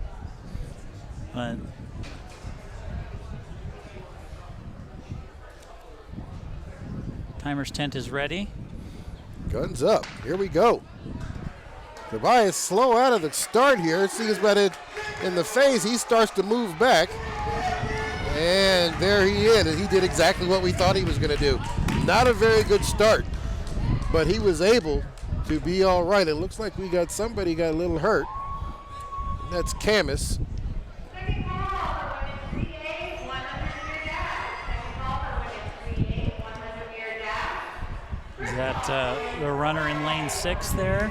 Nice run. I don't know if Tobias saw that he got hurt right out of the gate, because as soon as he crossed the finish line, he looked back and ran back to him. Yeah, that's Hutchin Snyder with the second fastest heat time of the day, 11.21. He was the runner I was telling you about, who was currently ranked 19th in the state. Looked like he's having a calf issue. Yeah, it looks like it. Now, I tell you what, he did beat Merriweather out of the gate, out of the block. He had a better finish, a better start. Actually, Tobias was almost the last person out of the blocks, but able to start moving through that after he hit about the 50-meter mark. And he was the district champion in a couple of 3 or 4 or 5 events, as a lot of Merriweather siblings typically have been. His sisters had very storied and state championship and record-setting careers. Yeah, they sure did. At Union High School a couple years ago. I believe he is the last Merriweather sibling to come through, but storied track and field family. So he came up to the winner's circle last year, so we're hoping that he will come up and visit with us again and talk to us about rounding out his track and field career here at Union. Yeah. That's the way to finish it. That's a nice little race to take to the take up north for later on this month. One thing he's just got to be, his start is something that he's going to have to go work on. Yeah. Because with him being the 12th fastest in the state, that means there's people running sub-11s. That's exactly right. And he's going to have to deal with those 10-8s and 10-9s and 10-7s. And coming out the blocks late, you ain't going to catch those guys. Right. You're not going to catch those guys. So let me take a look at my schedule here, make sure I've got it correctly. We've got 2 more heats of the 100. Let's start with the girls 3A. Keatley Hammer from Kelso in lane 1, Ilya Field from Heritage in lane 2, Sarah Neal from Prairie in lane 3, Brianna Morell from Prairie in lane 4, Mallory Davenport from Heritage in lane 5, Bella Matheson from Mountain View in lane 6, Victoria Males from Heritage in lane 7, Layla Kunda from Prairie in lane 8, and Angelina LeConte from Evergreen in lane 9. And there were a couple names there that I wanted to mention. If I can find my notes. Morell, Davenport, and Matheson right down there in the middle of the track, real close to each other. Mallory Davenport from Heritage in the middle of your track, lane 5 with the fastest time. She is just a sophomore. Oh, yeah. So 13.09. Nice. And to her right, screen left, Bella Matheson from Mountain View with the second fastest time, 13.5. She is a senior, so rounding out her senior season here.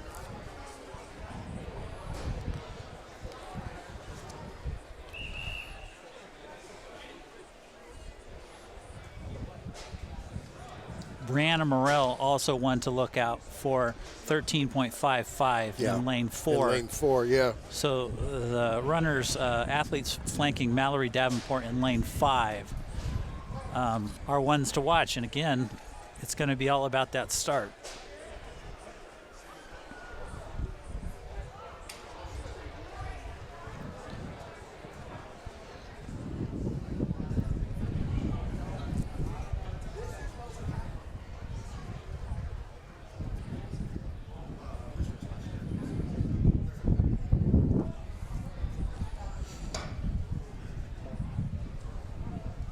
Guns up. And we've got a clean start here. Mallory Davenport out good. Bella Matheson also out good. And this race is going to end. Oh, and she takes her at the end. And that's going to be a nice one there. That's Prairie. Comes Brianna up on Morell the outside to win that one. Davenport not able to hold that off. It looks like Matheson does take third.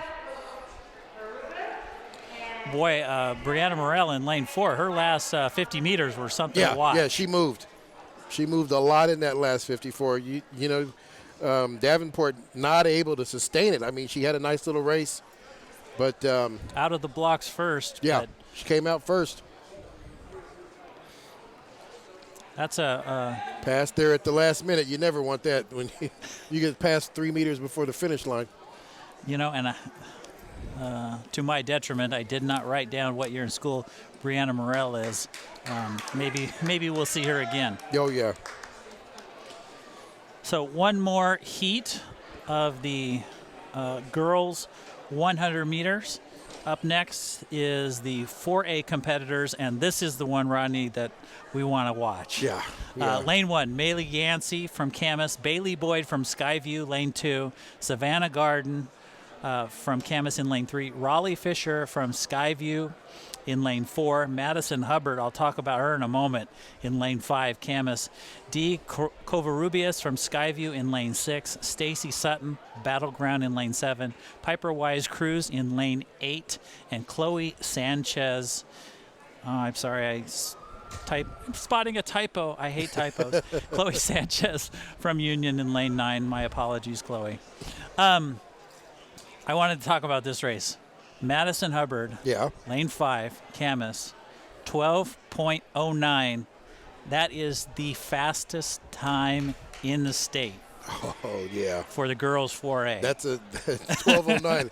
That is a fast time. And just to her right, D. Covarrubias from Skyview, she is only a freshman, and her time of 12.61 is currently 9th in the state. There you go. So, this is, I think, the only, no, we've had a couple. This is one of just a few, I'll say, races we're having today where we have two competitors who are in the top 10 in the state. So, if she can keep running like this, Madison Hubbard, you could be looking at a future state champion. Yeah, we sure could. Sure could. Good shot of her there from our midfield camera.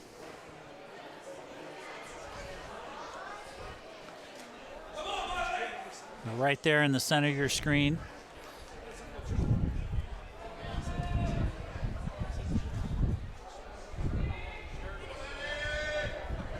Camas and Skyview, one battleground athlete here, trying to make it.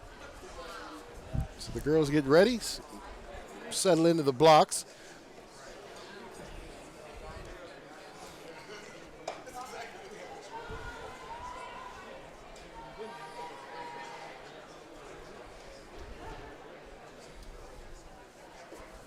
Guns up, and we've got a clean start. And oh my goodness. She comes out right away. And you can see why she is the fastest in the state right now. Without a doubt. Not hard to see. My goodness. Without a doubt. I mean, she's the first out of the blocks and was winning the race the whole way. Well, I mean,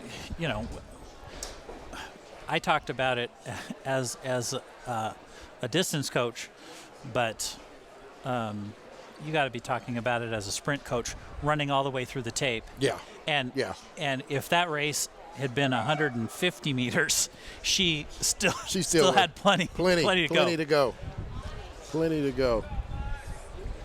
I'm interested to see if tomorrow is this just her race, or are we going to see her in the 200 as well tomorrow? I'd have to look.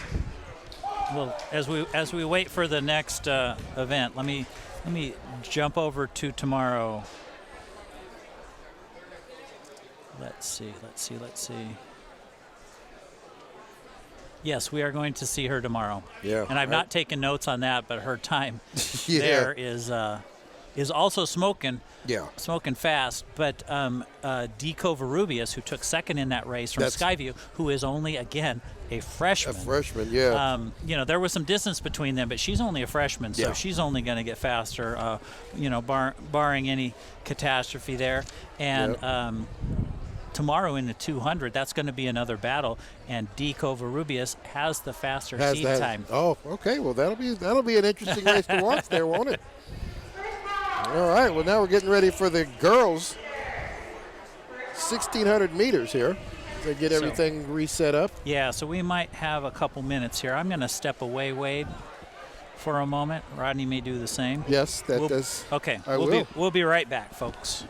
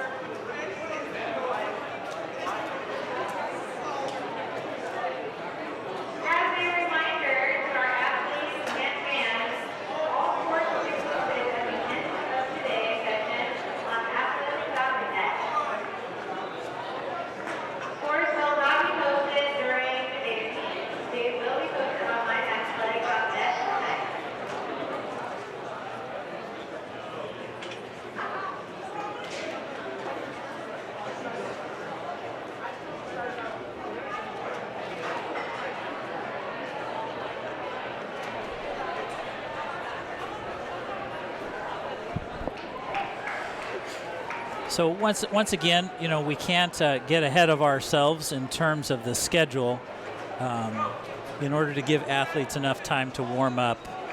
And actually, I'm going to turn this monitor around so we can go back to sitting instead of standing in front of the stands like Rodney, or in front of our announcer's table like we had been.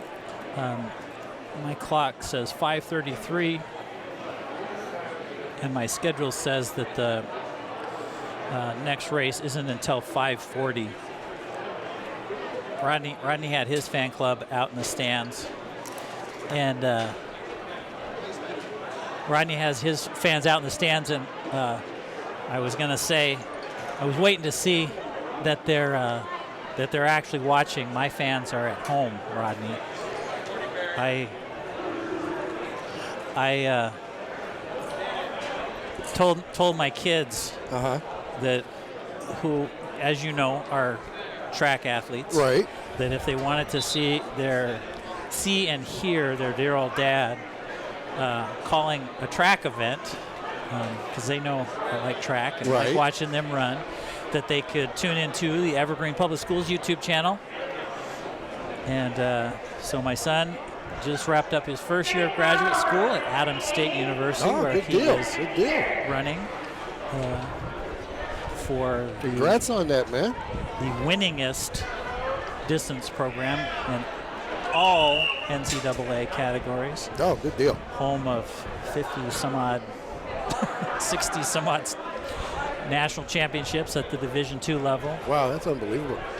And my daughter is on her way to the Mountain West NCAA Division I championships. I believe it's in Phoenix. It is. Yeah, so she is running for Boise State, where she just wrapped up her junior year. So proud of the There you go, Griffin man. kids. That Thanks is- for that is watching. good stuff, man. I had completely forgotten that your daughter was out there at Boise State. That's a good deal. Yeah, Good deal. she's she can be running, I believe, the 1500. Okay. And we're starting to get our Here's my son's 1600. my son texting me. Thanks for the shout out. For the shout out. He says it's 57 national championships. He corrected you.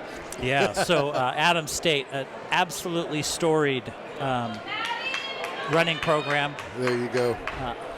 They were an NAIA school for many years back when I was running as an NAIA athlete, and then they moved to Division II, and they were national championships at the NAIA level and the NCAA level, and small little town there in southern Colorado, Alamosa, Colorado, and my son Connor having a good time there. There you go.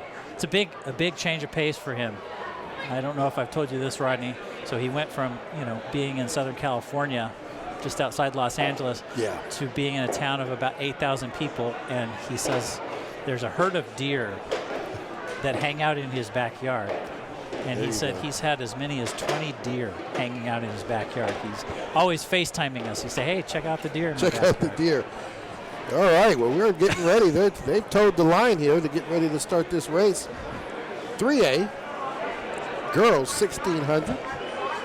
If you've got time, Wade, we can take a look at the entrance here. Last minute instructions. Ava Logue from Skyview, Kayla Gorshals from Union, Amanda Grant from Union. No, this is Oh, the nope, that's the 4A team Sorry, that we're Wade. showing everybody right there. This is 3A girls.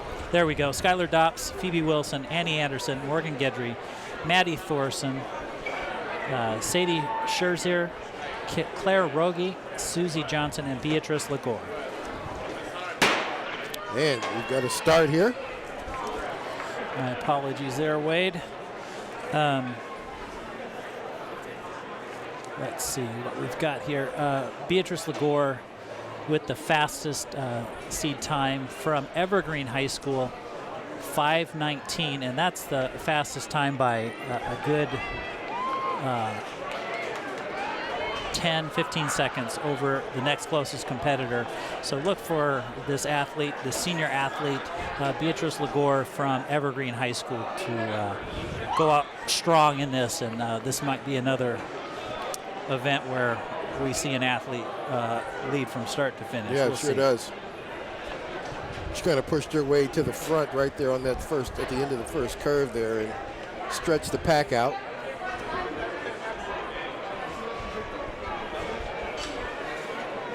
Looks like Prairie falling in behind her.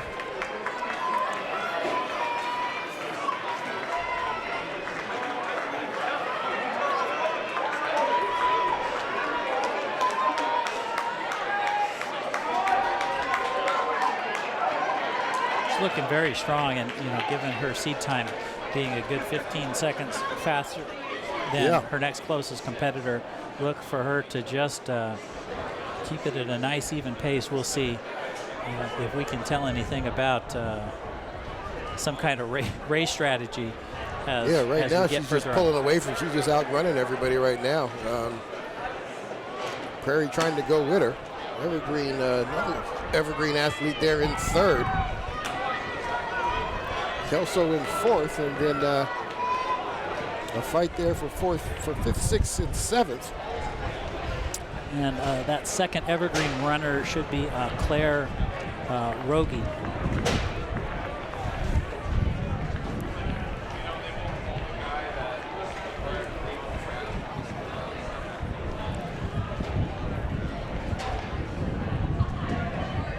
Turn around for the first 800.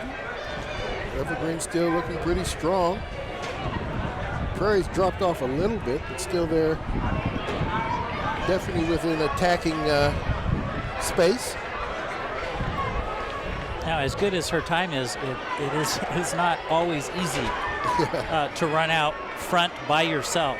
Yeah, no. And to regulate your pace without somebody pushing you. Maybe she's got a coach down there hollering her time out for her, hopefully, right? Yeah. Keeping her own pace. And you know what? She's looking stronger as yeah, she definitely is. We're going along. Prairie now a distant second, drops off her pace by quite a bit. I don't have a clock on it. I need to get myself a proper running watch. But this lap might be a negative split from the second one, just from the looks of it. Yeah, I think you're right.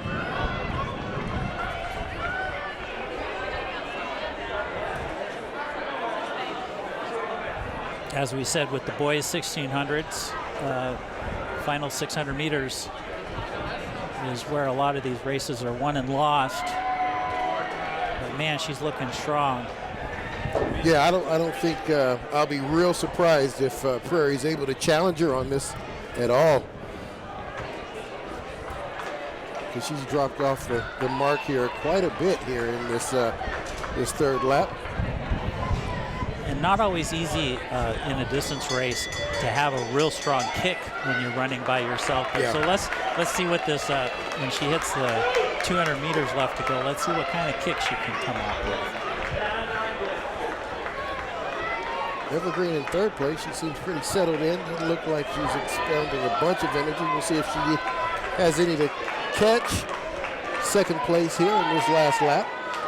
Looks like she might just be content with coming in third.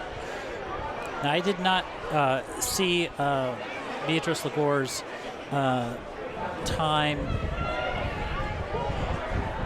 up there at the top of the 3A stack. So, what we might have here is one of her last races as a senior. Yeah. So she's going to end her senior year with a district championship right here.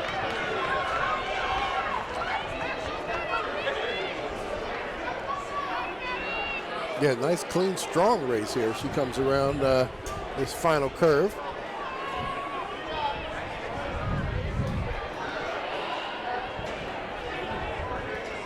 She's just off your screen, but Prairie coming in with a good kick. Beatrice Lagore just striding across the finish line.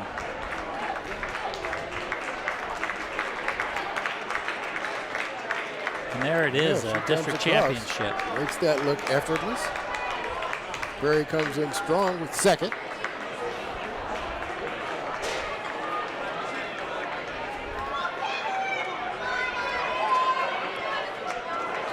And Claire Rogie from Evergreen will take third in this 3A girls 1600.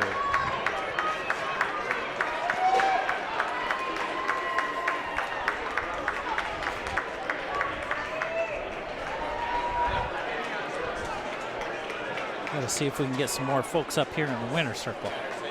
Yeah. Got a couple of winners now, just kind of hanging around. Have the coaches send them up, have a conversation, talk about their successes out here on the track today. It could be that they're just too cold, Rodney. because I need to wear warmer socks tomorrow, especially since it's going to rain. So, yeah. Be out here in rain gear. I'm going to be ready for it tomorrow. Yeah, it's going to be coming in sideways, I think. So there's Claire congratulating her teammate.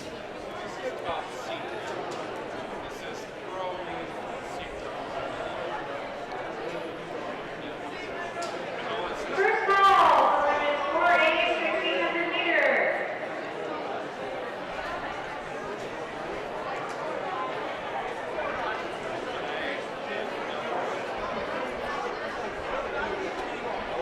Beatrice Lagore.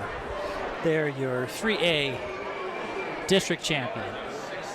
Love to see it. Right there.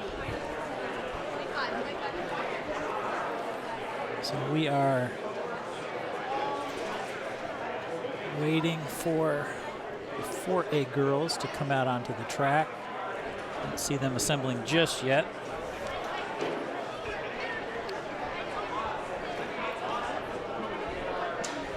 Yeah, just kind of see where they're coming from. That is the bullpen sitting out there in the middle. Yeah. There's nobody there in the bullpen. I'll look at my schedule here. Let's see.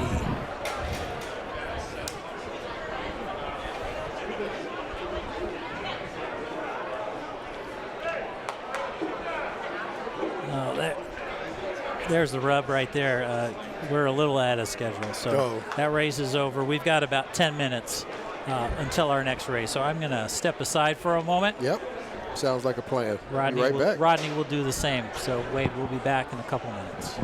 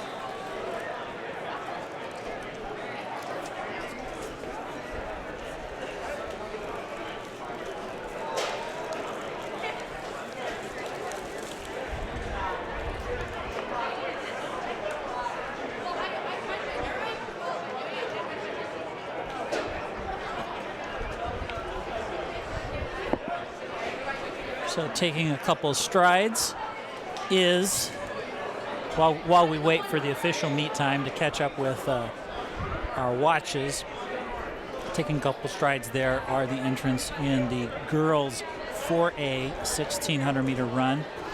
Wade, if you have that graphic, we can take a look at this. Ava Logue from Skyview, Kayla Gorschels from Union, Amanda Grant from Union, Lauren Amato from Skyview, Caitlin Flolo from Camas, Gracie Bazell from Camas, Natalie Petty from Camas, Jalen Lanner from Union, Bethany McKinstry from Camas, Daphne Evenson from Skyview, and Charlotte Wilson from Union. This is one of our distance races, Rodney, where I'm really excited as much as I am about this race, but what's going to happen in the next couple years, because your number one seed here, Charlotte Wilson from Union, is just a sophomore. Ooh. Daphne Evenson from Skyview is a freshman, and Bethany McKinstry from Camas is also just a freshman. So your first runners there, 5:15, 5:19, and 5:19 and change, all right in there together. All underclassmen. All underclassmen. And as far as our distance races go, this is the race where we have the seed times that are as close to one another as we've seen today. So I think this could be a really good race. And these are all runners from different schools, so they don't train together. They compete against one another. So it'll be interesting to see, how well they race against one another. Yeah, it sure is. We're off here.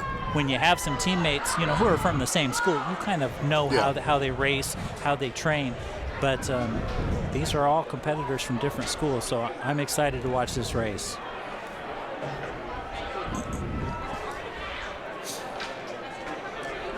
Well, in typical fashion, the best ones go out front and try to stay out front. That's what we have going on here as well. And those were the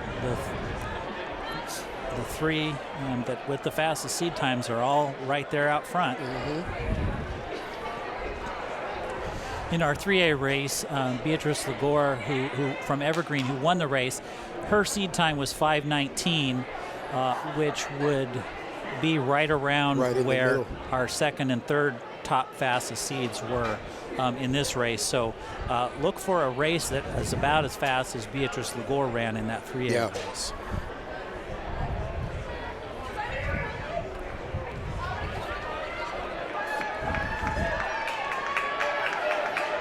Everybody's still comfortable. This, you can tell that stayed bunched up for this whole first lap. You didn't see that in any of the other races. It was strung out by now. No, and they had decisive winners, or in the case of Cameron Matson from Kelso, who won the boys 3A, he just took off. Yeah. And it was over. But I think this is a race where we are going to see a battle all the way through.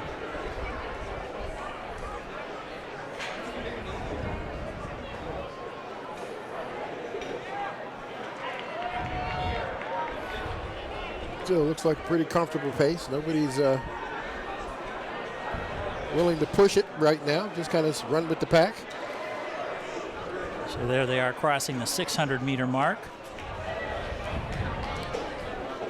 Coming into the home stretch for the last half of lap 2.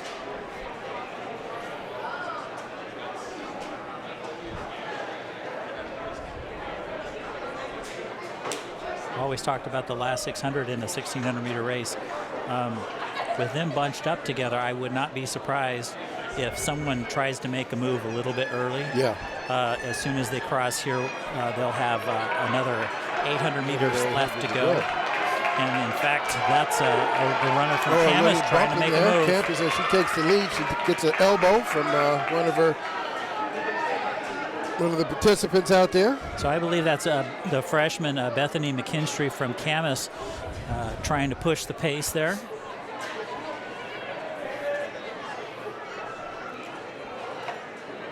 And we've got the Union and Skyview runner right there with, and then is that another Union runner right up there as well?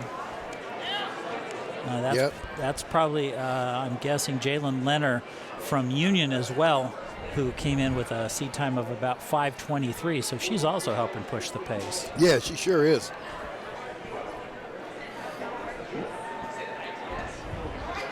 So there they are, right there with each other, battling, fighting for 1 and 2. So there they are with 600 meters left to go.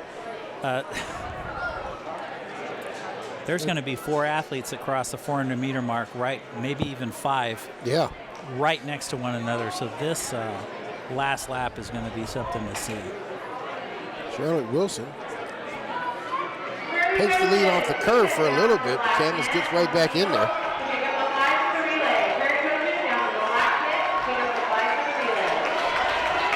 Charlotte Wilson on the outside of Bethany McKinstry. And the bell lap, we've got us an interesting race here, setting up for a great finish.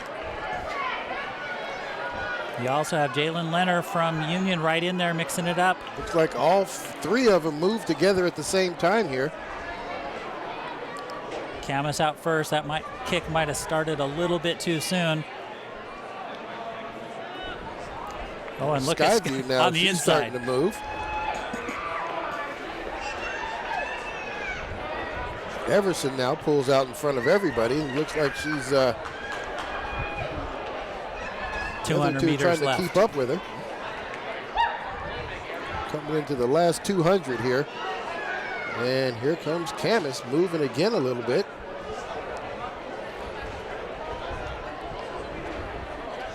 I thought she might have gone too early, but then with Camus coming up on her right shoulder, she's still going. Wilson now trying to push it. It looks like we are going to have us a race down the stretch here. As Skyview now decides to pull it out, but we've got somebody coming from the outside that nobody paid attention to win the race. Good job there. The Union athlete comes up on the outside, passes Skyview and Camus to take first place, leaving her teammate from Union, Wilson, Charlotte Wilson, in fourth.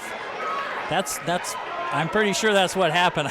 I don't want to mix up athletes by mistake, but I believe that was Jalen Leonard from Union coming from behind as Skyview and Camus were battling it out. Battling each other for first, and she said, "No, I'll just come out on the outside." Yep. I would be really excited to find out what time they ran, because that last lap was fast. That last lap was pretty fast. I don't think they're bringing me. A picture there of the winner of the race. Snuck in. Nobody expected her to come in based on the first 3 laps. Boy, that's a classic case of letting everybody else do the work. Yeah, most definitely. Because those 3 fought each other the whole race. And if you believe you've got a really good kick, which she clearly does, if you want to let everybody else wear themselves out, pushing the pace or battling for first up and down the back stretch, by all means. Yeah, let that happen. Run out to the outside and do it.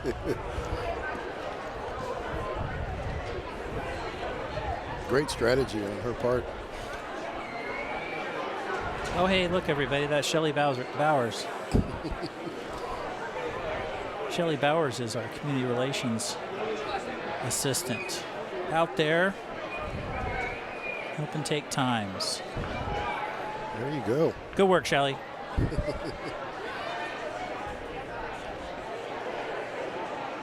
So next event is going to be at 6:10. So the meet's doing a real good job staying ahead of schedule. And that will be the men's 3A. So 4x1 relay. So while we wait for that, we'll take another step aside. Rodney and I will stamp our feet to try and stay warm. Yeah. Rodney can finish his sandwich. We'll be back. We'll be back with you in a couple minutes.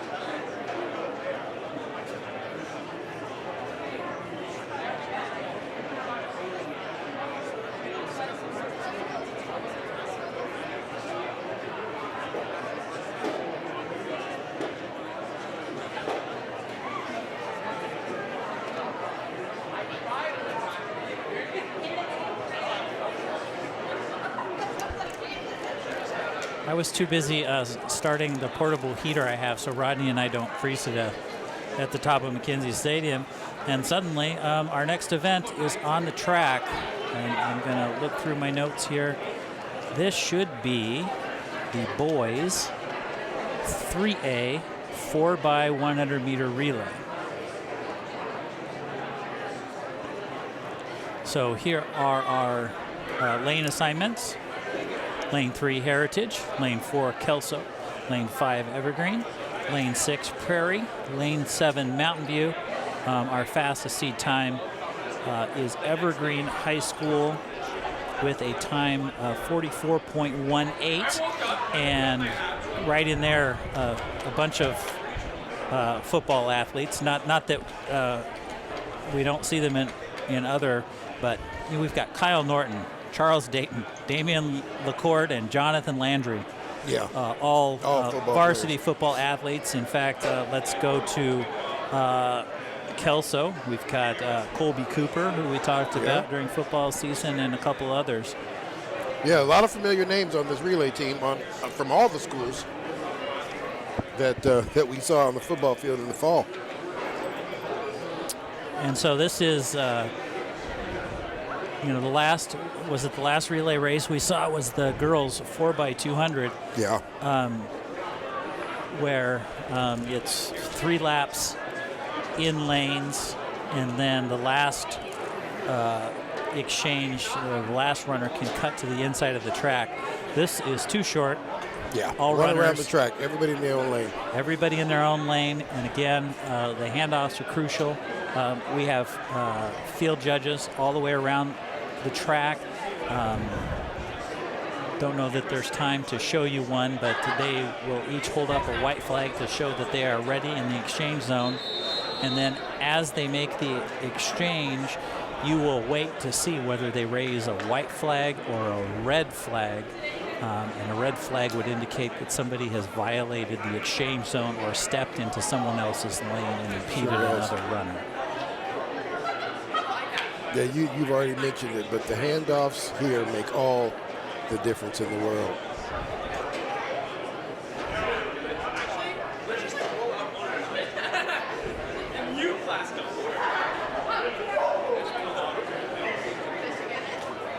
Evergreen, the fastest time in lane 5.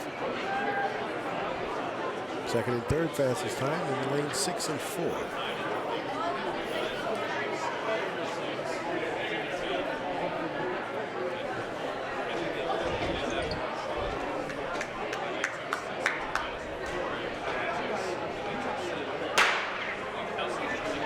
Dutton, who won the 100, is second leg on this race. 4A 4x100 meter relay. First call for women 3A 4x100 Clean meter handoffs relay. all the way around the track.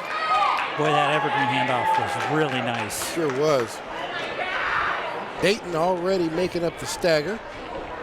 Another good one. And here comes Evergreen around the corner. Barring a disaster, that's been a pretty clean race. Real good. Clean all the way around the track. And Evergreen is going to come out and win this one with nobody there. Battle for second and third. Kelso able to pull that out, get second place. Absolutely astounding series of handoffs from Evergreen. That was about as clean a 4x100 meter race as I've seen in some time. Sure was. So I believe that was Evergreen, Kelso, followed by Prairie. In the first round of 4x100 meter relay races in the 3A division. It'll take us a couple minutes to get the 4A folks.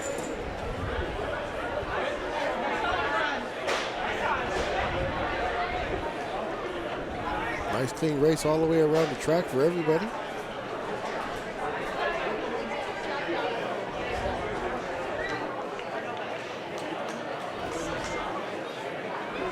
Evergreen strategy played off there. It's always interesting in this race how coaches decide to put the guys out there on and what position they decide to put them in, because the winner of the 100 meters for 3.8 was the second leg. Generally, the second leg's not your fastest person, but they was, that they decided that they wanted to allow him to make up the stagger before they got to third, before they got to the third leg where the stagger is conventionally made up, and you saw the big difference. Put Evergreen way out in front of everybody. Now, Rodney, does some of that maybe also have to do with how well certain runners are working together, exchanging the baton? It does. I mean, a whole lot comes in play. Some of them will actually run longer than others, depending on where you have them start off in the exchange zone. So typically, you would put your slowest runner, whatever position you had them, they would run the shortest race, the slowest runner on the team. Based on the handoff of where I saw the exchange here and the exchange on between the first and the second and the third and the fourth, they did give the second leg the longest race. He ran further than anybody else, and their third leg had probably ran the shortest.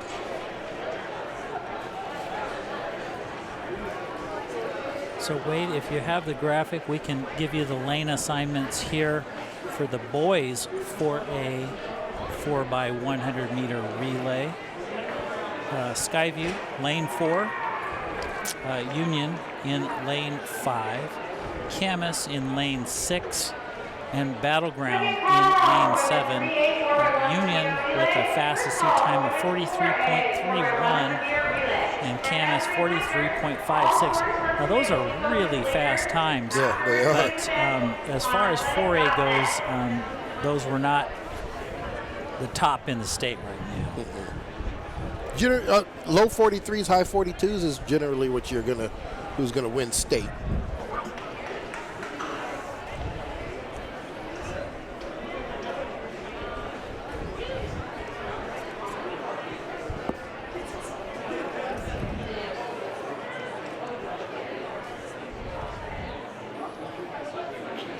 Good shot of the 4A boys, 4x1, ready for the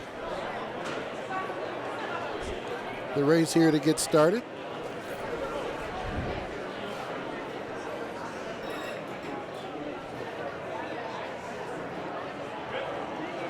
Exchange zone flags on the first exchange actually shows ready to go. Still not the go-ahead down there on the third exchange.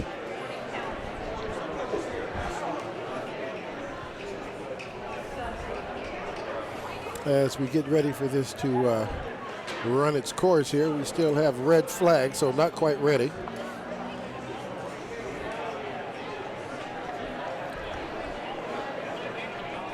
So we're going to go ahead and throw this over to Matt. He's got an athlete for the Ring of Champions, and we'll get this started before we get this race is what we're going to try to do. We'll see if we have enough time. We still have red flags from the timing area, and that is the only area, and the final exchange down there. Not quite ready to run the race yet. We'll see. We might go ahead and let this race run before we do the interview. Yeah. Josie, you have a second? You okay? Okay. All right, we're ready to go. We just got the white flag. White flag's all the way around the track. And runners have been called to the blocks. Again, lane 5, Union with the fastest seed time. And according to my heat sheet, we've got Tobias Merriweather running the ankle leg. Is that right? You see him down there? Yeah, Rodney? that is him. Yeah, okay. In the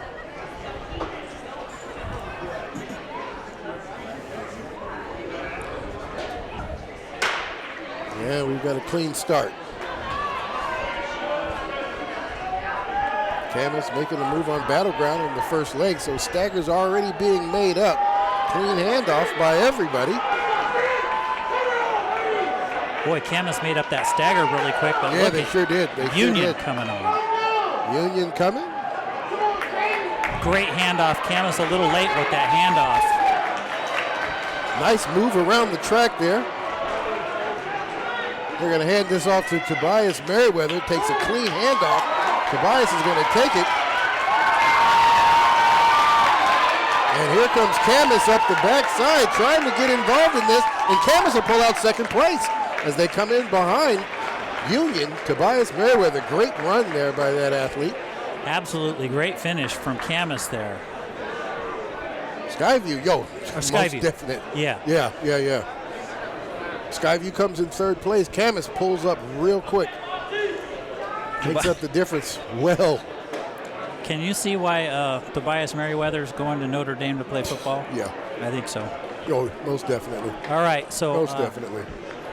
Wade, we're going to get ready for another winner's circle interview while we have Jacob, one of our camera operators, swing the camera around.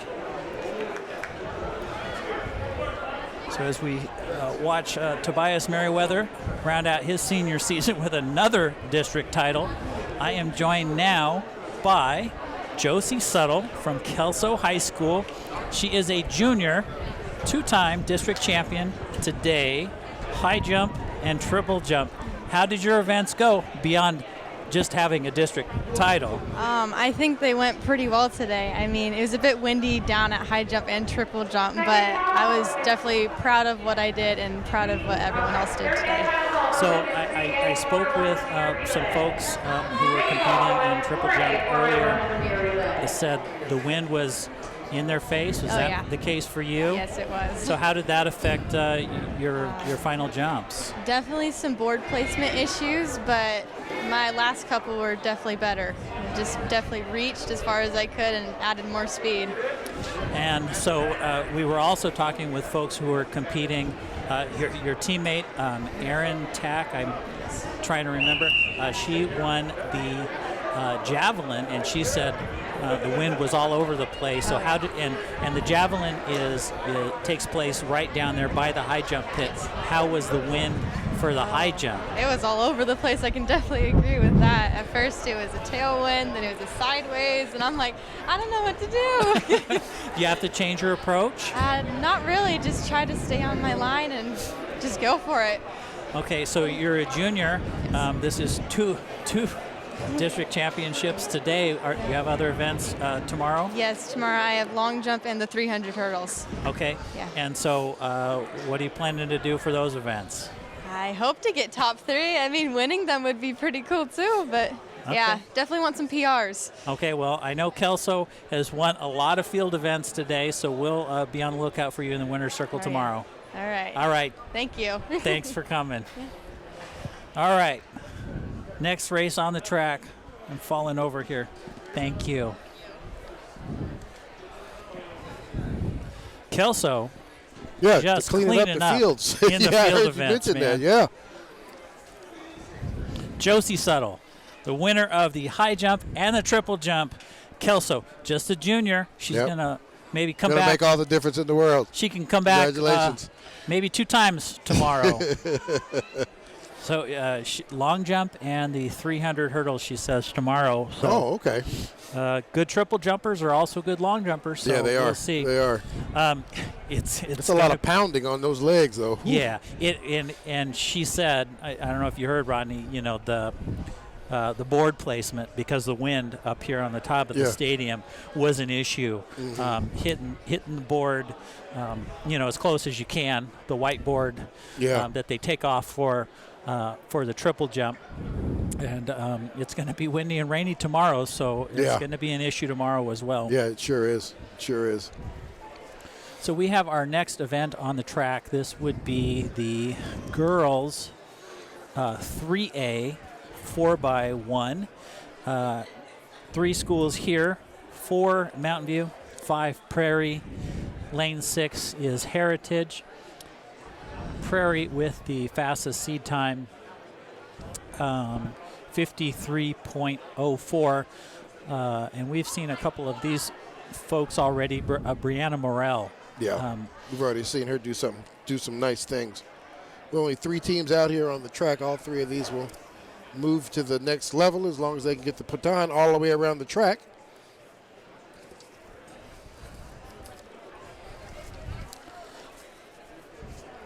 I was going to say maybe that's why we haven't had as many winner circle folks, is because they're all winning 2 events. Yeah. And they just come up to celebrate both at the same time.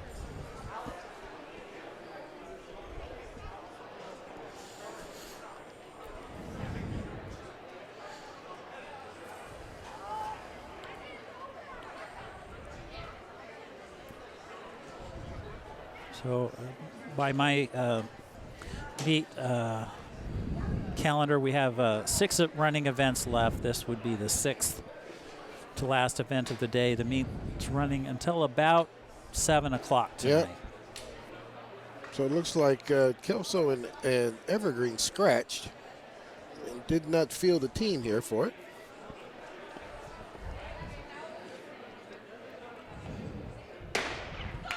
And we're off.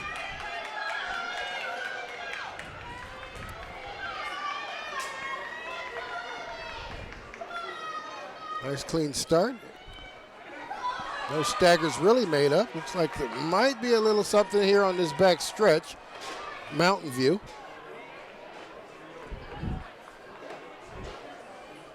And here we come here on the third leg. Good clean handoffs. I saw a white flag up before the last baton was handed Prairie. off. So Everybody's getting the batons off within the exchange zone. And here comes Mountain View. She's going to try to catch it. No, she's able to pull that out. Prairie strides it out to take the first place spot here. Mountain View did their best. They're going to end up in second. And Heritage will take third.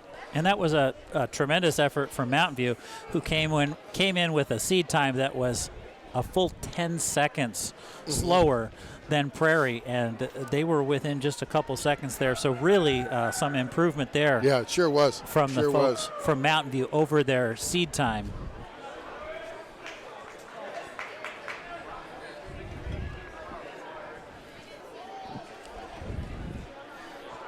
All right, now we're starting to see the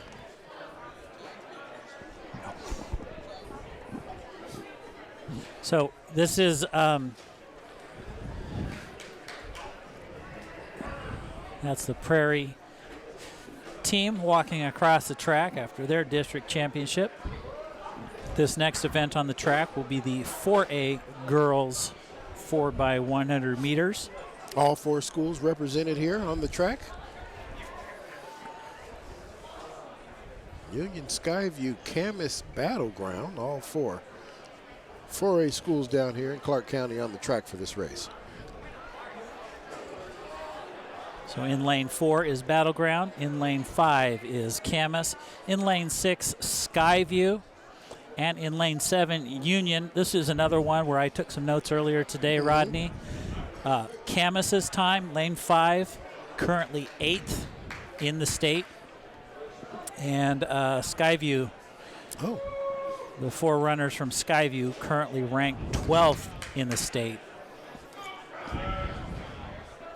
And we talked about Madison Hubbard from Camas, who has the #1 time in the state in the 100. She is slated to run the anchor leg here for Camas. And then D. Covarrubias, who also has a top time in the 100-meter dash. Looks like from she's Skyview. slated to run the. Going to see how the rest of the athletes position these last 2 for this last leg. That's going to be fun. It's going to be a battle, just like that 100-meter race was.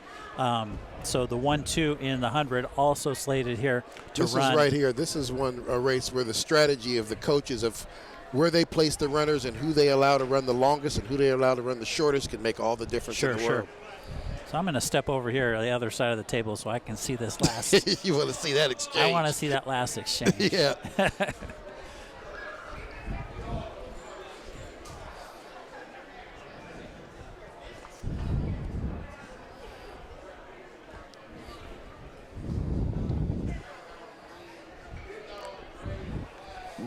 All right.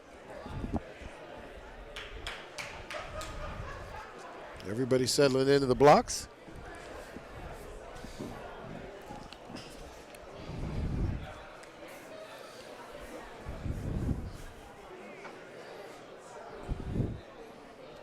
All right, we're going to stand everybody up and start this all over again. You see something they didn't like there, Rodney? I think somebody might have been taking just a little too long to get settled. Camas was the last person into the blocks So we're just kind of double checking that. They stand everybody back up.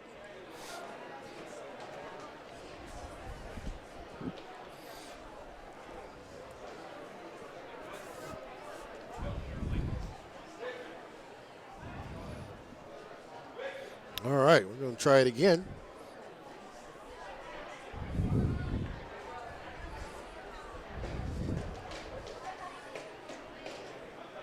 The gun's up. And we're off.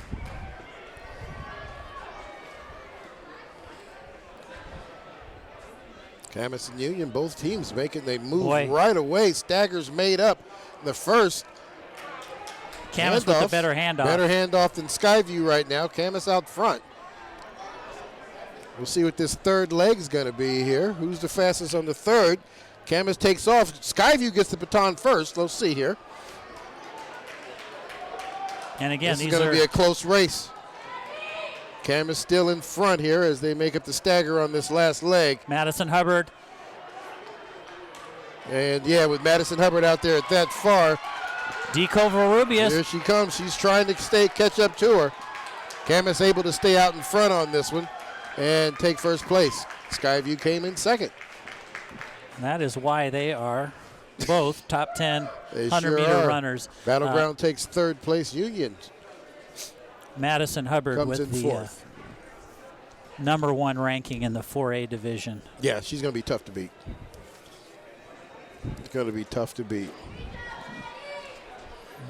All right, we are ready here for our last events of the evening. Let's see how far on schedule we still are. 400 set to run at 6:40. Still 10 minutes ahead. Okay.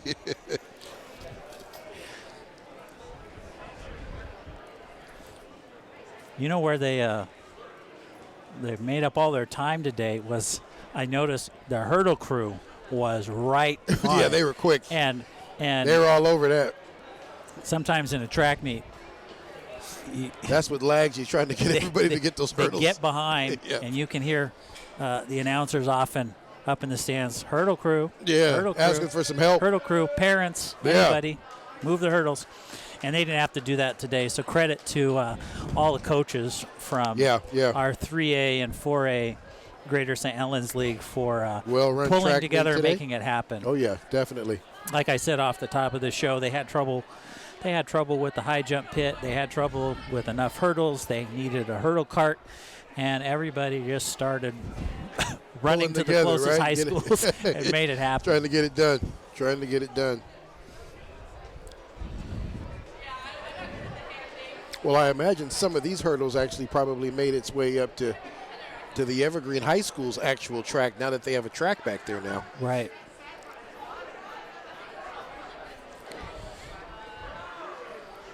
So my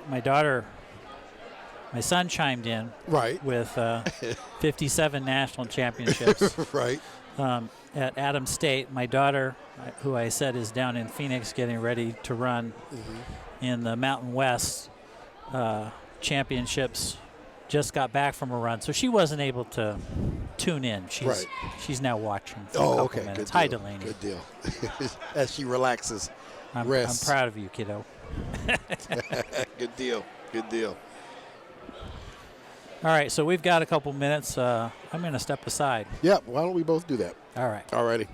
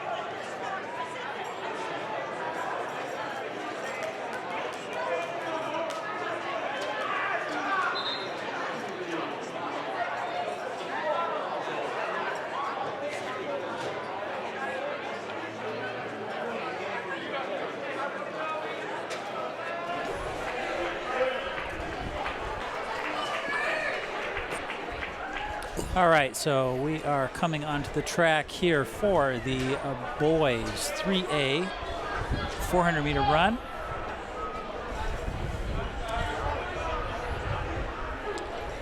I like how our heat sheets here are a little old school. They call it a 400-meter dash. I don't remember calling it a dash. But They haven't been dashes in a long time. they are dashing. I mean, it is a synonym for running fast. For quick. For quick, right. So if you have that graphic, Wade, we'll talk about the lane assignments here. We're still a couple minutes away. Ryan Wood from Mountain View in lane 1. Thomas Hildebrand in Evergreen, lane 2. Jackson Morris, Evergreen, lane 3. Dunthine Seek from Kelso in lane 4. Damian McCord, we've mentioned him a couple times today. Evergreen High School.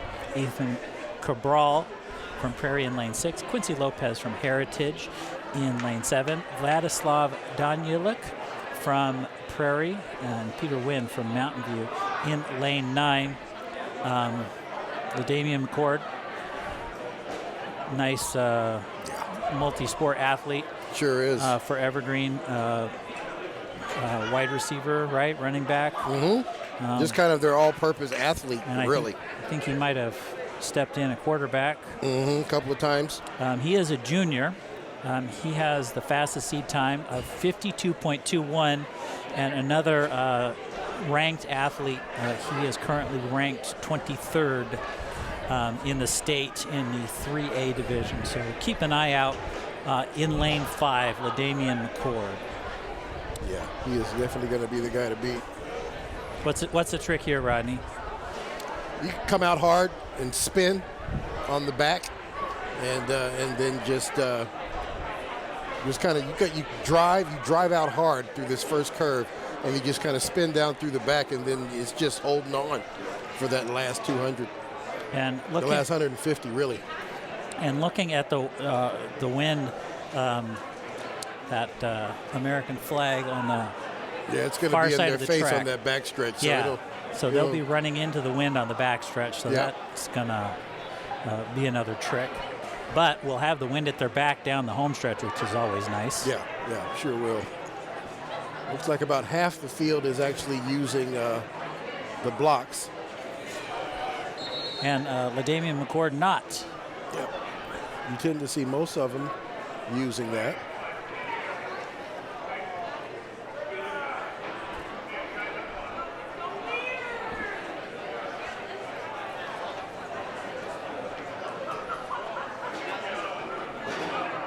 And I've said this before, I like seeing seniors go out on top, but I also like knowing that an athlete as good as LaDamian McCord is going to be back for another year or two. Yeah. I'm sure Coach Swain at the Evergreen football program is excited about that as well. Right.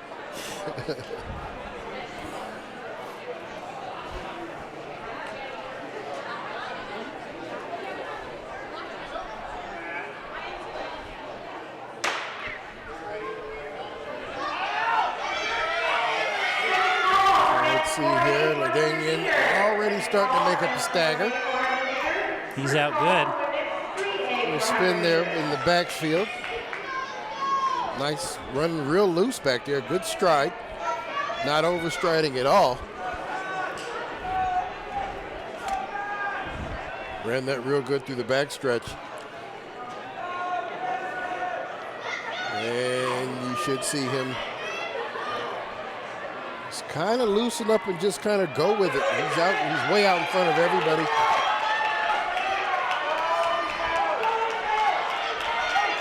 Great camera work. One there. trying to move on him, and I don't think he's going to be able to run out of real estate before he gets there.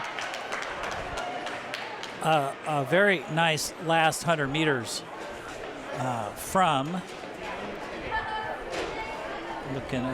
Ethan Cabral from Prairie, who had the second fastest seed time of 53.64. Absolutely great last 100 meters from him. Nice, clean, smooth run there for McCord.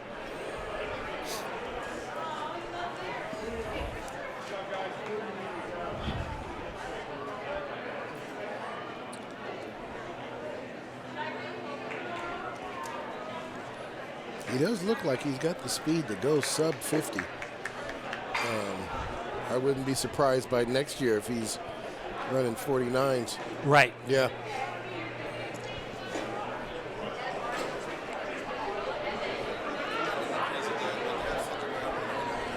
He's not crazy. Oh, yeah. Yeah. Send her over. Oh.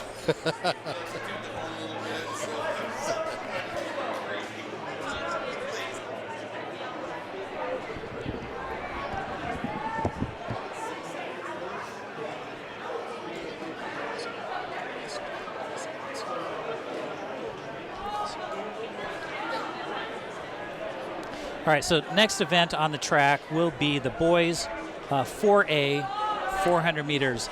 Lane 1, Zachary Zamora, Battleground. Lane 2, Ben Calvert from Skyview. Lane 3, Elijah Brooks from Union. Lane 4, Aiden Montigny from Camas. Grayson Caldwell, who had a great run earlier today, from Union in Lane 5. Joshua McKinstry from Camas in Lane 6. Cody Zenner from Union in Lane 7. Caden Soke from Camas in Lane 8. And Max Gregory from Camas in Lane 9. I'm looking at my notes here. There we go. This is going to be a great race in the middle of the track. Lanes 4, 5, and 6. Aiden Montigny from Camas, he is ranked 12th in the state. Grayson Caldwell, who is only a sophomore from Union, is ranked 9th in the state, tied with Joshua McKinstry, a junior from Camas, who also has the same seed time of 51.11. He is also currently ranked, tied for 9th with Grayson Caldwell in the state 4A division. So Rodney, you jump in and call this race, and I'm going to talk to Madison. Sounds like a plan.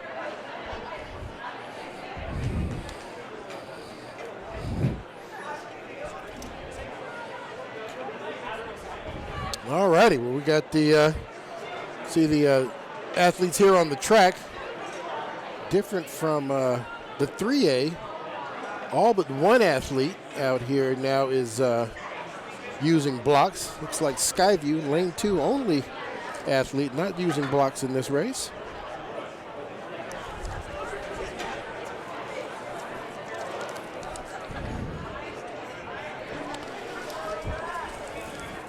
All right, you were talking to somebody, Rodney, so I was mentioning while you were off headset that this is going to be a great race right in the middle of the track. Aiden from Camas in Lane 4 is currently ranked 12th in the state.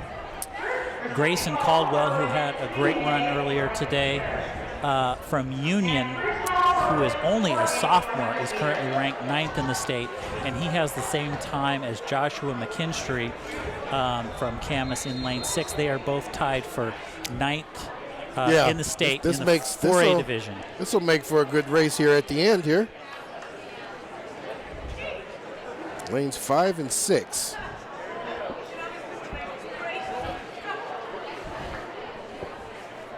So again, heading into the wind on the back stretch with the wind on the home stretch. And again, lanes 4, 5, and 6. This is going to be a fast race. All right, well, we're getting ready to get started here. We had one of the photographers standing up, making sure that she had to sit down so everybody can be seen here by the starters. Yeah, they're on the inside of the track. These bigger track meets, we have two starters,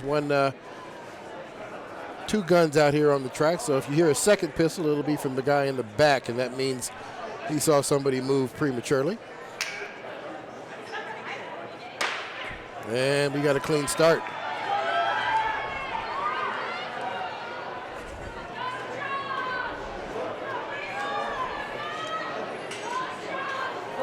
Good move here. Oh, a lot of staggers being made up there.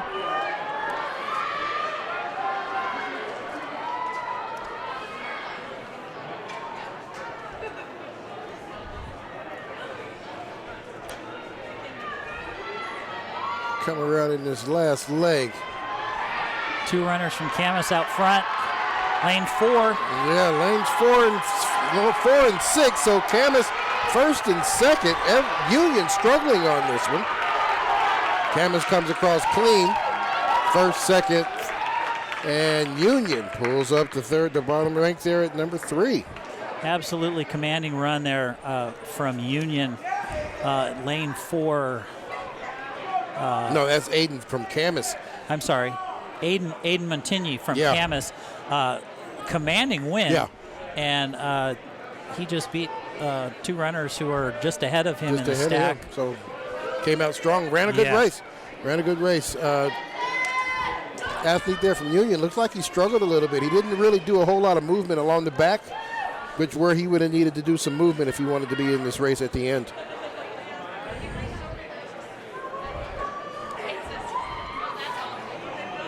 For our next winner's circle interview, I am joined now by Madison Hubbard from Camas, 2-time district champion today in the 4x1 and the 100.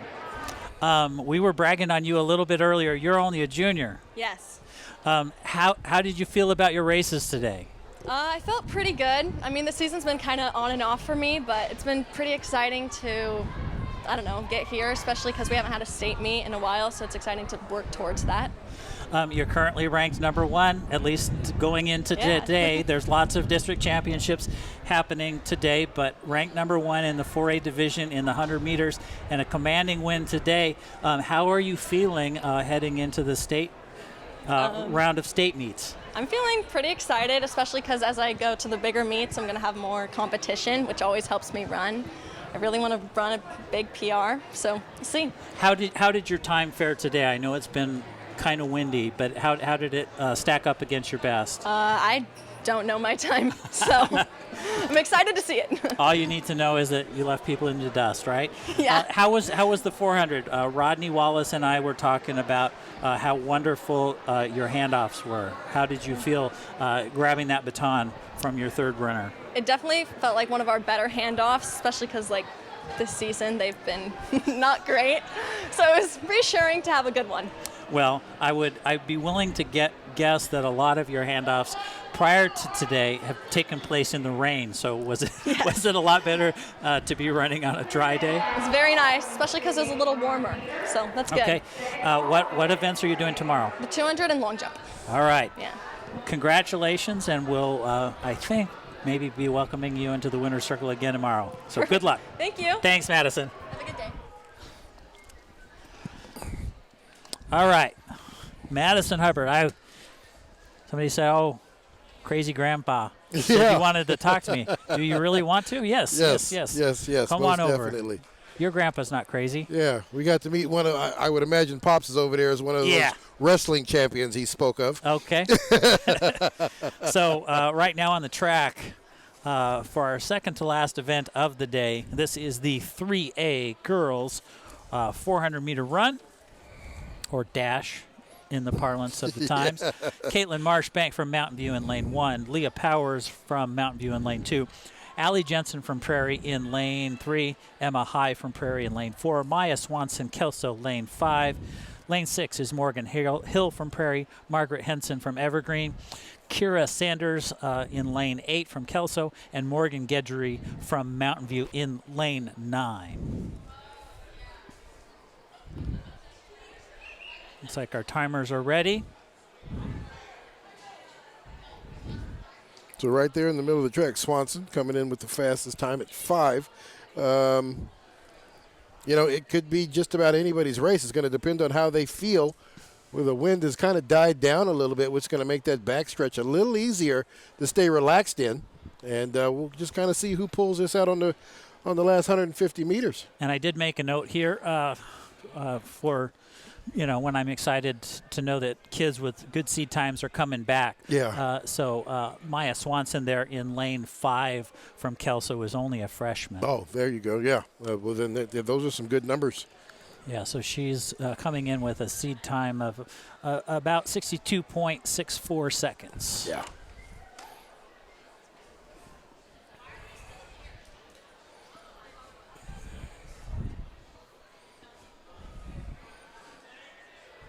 All right, we got runners in every lane. And about half of them are using blocks.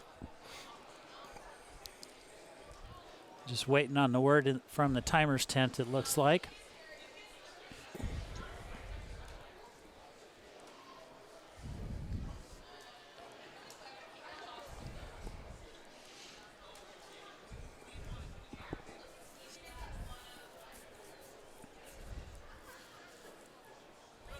Guns up.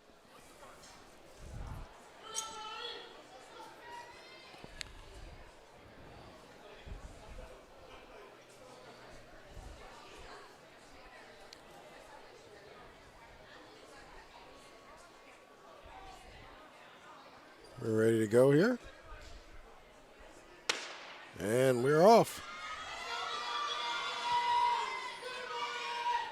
Boy, Maya Swanson in lane 5 Swanson, out good quick. one. She's already moving.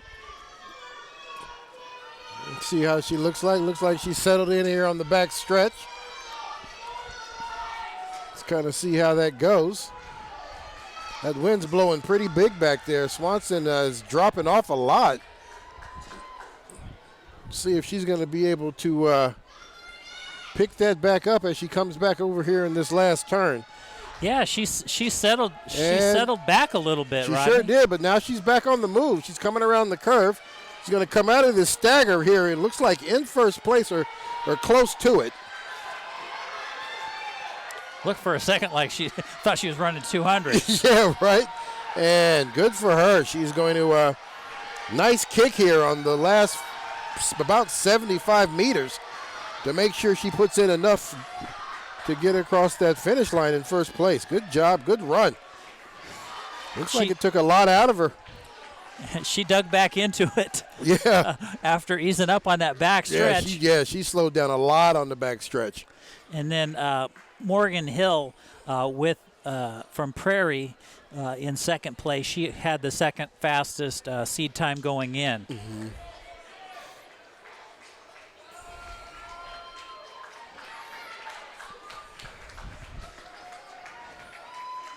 So good work for Maya Swanson, just a freshman. Get some more experience and see what happens the next couple years. Nice run. She left everything out there on that one. That was all she had, it looked like. Definitely want to give credit to the race officials. Adam Matheson, the athletic director, track coach, football coach from Mountain View High School. Rory Rosenbach from Union High School, football coach, track coach, for running a meet that has been exactly on schedule. Yeah, sure has been. Well-run meet tonight. Sometimes when you get out there, dual meets, tri meets, you can be out there a long time when you don't have enough people doing stuff. Run behind schedule. No, this one stayed ahead of schedule the entire time. So let's run down the lane assignments for this last race of the day. Claire Reberg from Union in lane 1, Stephanie Edwards from Camas in lane 2, Sitlali Fonseca from Union in lane 3, Evelyn Reed from Skyview lane 4, Elisa Marshall from Camas in lane 5, Daphne Evenson from Skyview in lane 6, Piper Wise Cruz from Camas in lane 7, Rebecca Petty from Camas is in lane 8, and Olivia Fenton from Skyview is in lane 9. The notes I made here, just like that last race, Maya Swanson, a freshman, our 3 fastest seed times there in the center of your track. Evelyn Reed, Elisa Marshall, and Daphne Evenson, lanes 4, 5, and 6. Skyview, Camas, Skyview, all freshmen. Man. That is nice. That's something nice to think about. What the type of athletes we're going to have down here for the next 3 years. So Elisa Marshall with the fastest seed time, 1 minute, 0.87 seconds. 60 seconds.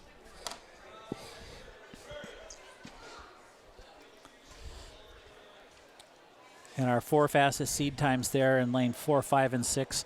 all three of those runners, freshmen. They're right there next to each other, and they're man. all using blocks. Yep, and the other two around are, 62 lows or 61 lows? Right. And she's a 60 high. They're right there. That ought to be a nice race here at the end. Yeah, and they're all freshmen and they're all using blocks already. Yeah. Yeah. When Rodney says "yeah," you know he means it. Reminder for folks watching on Comcast 328 and on our Evergreen Public Schools YouTube channel, whether you're watching from Kelso or Prairie or any of our 4A, 3A Greater Saint Helens League teams, we will be back on the air for day 2 of the Greater Saint Helens League Track and Field Championships tomorrow about 3:45, and again the event will run from about 3:45 until 7 in the evening.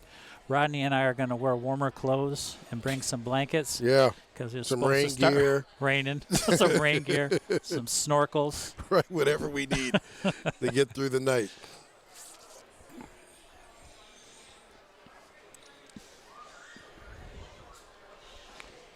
Final event of the day here from McKenzie Stadium. All right. Runners settling into the blocks here.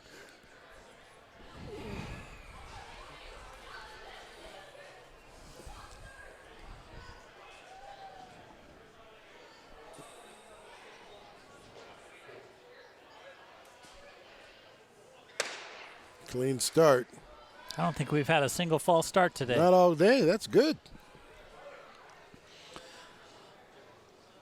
Boy, Elisa Marshall out fast. Fast, already out. See how she kind of settles in back here. There she goes. You can kind of see him kind of settle in on that back lap.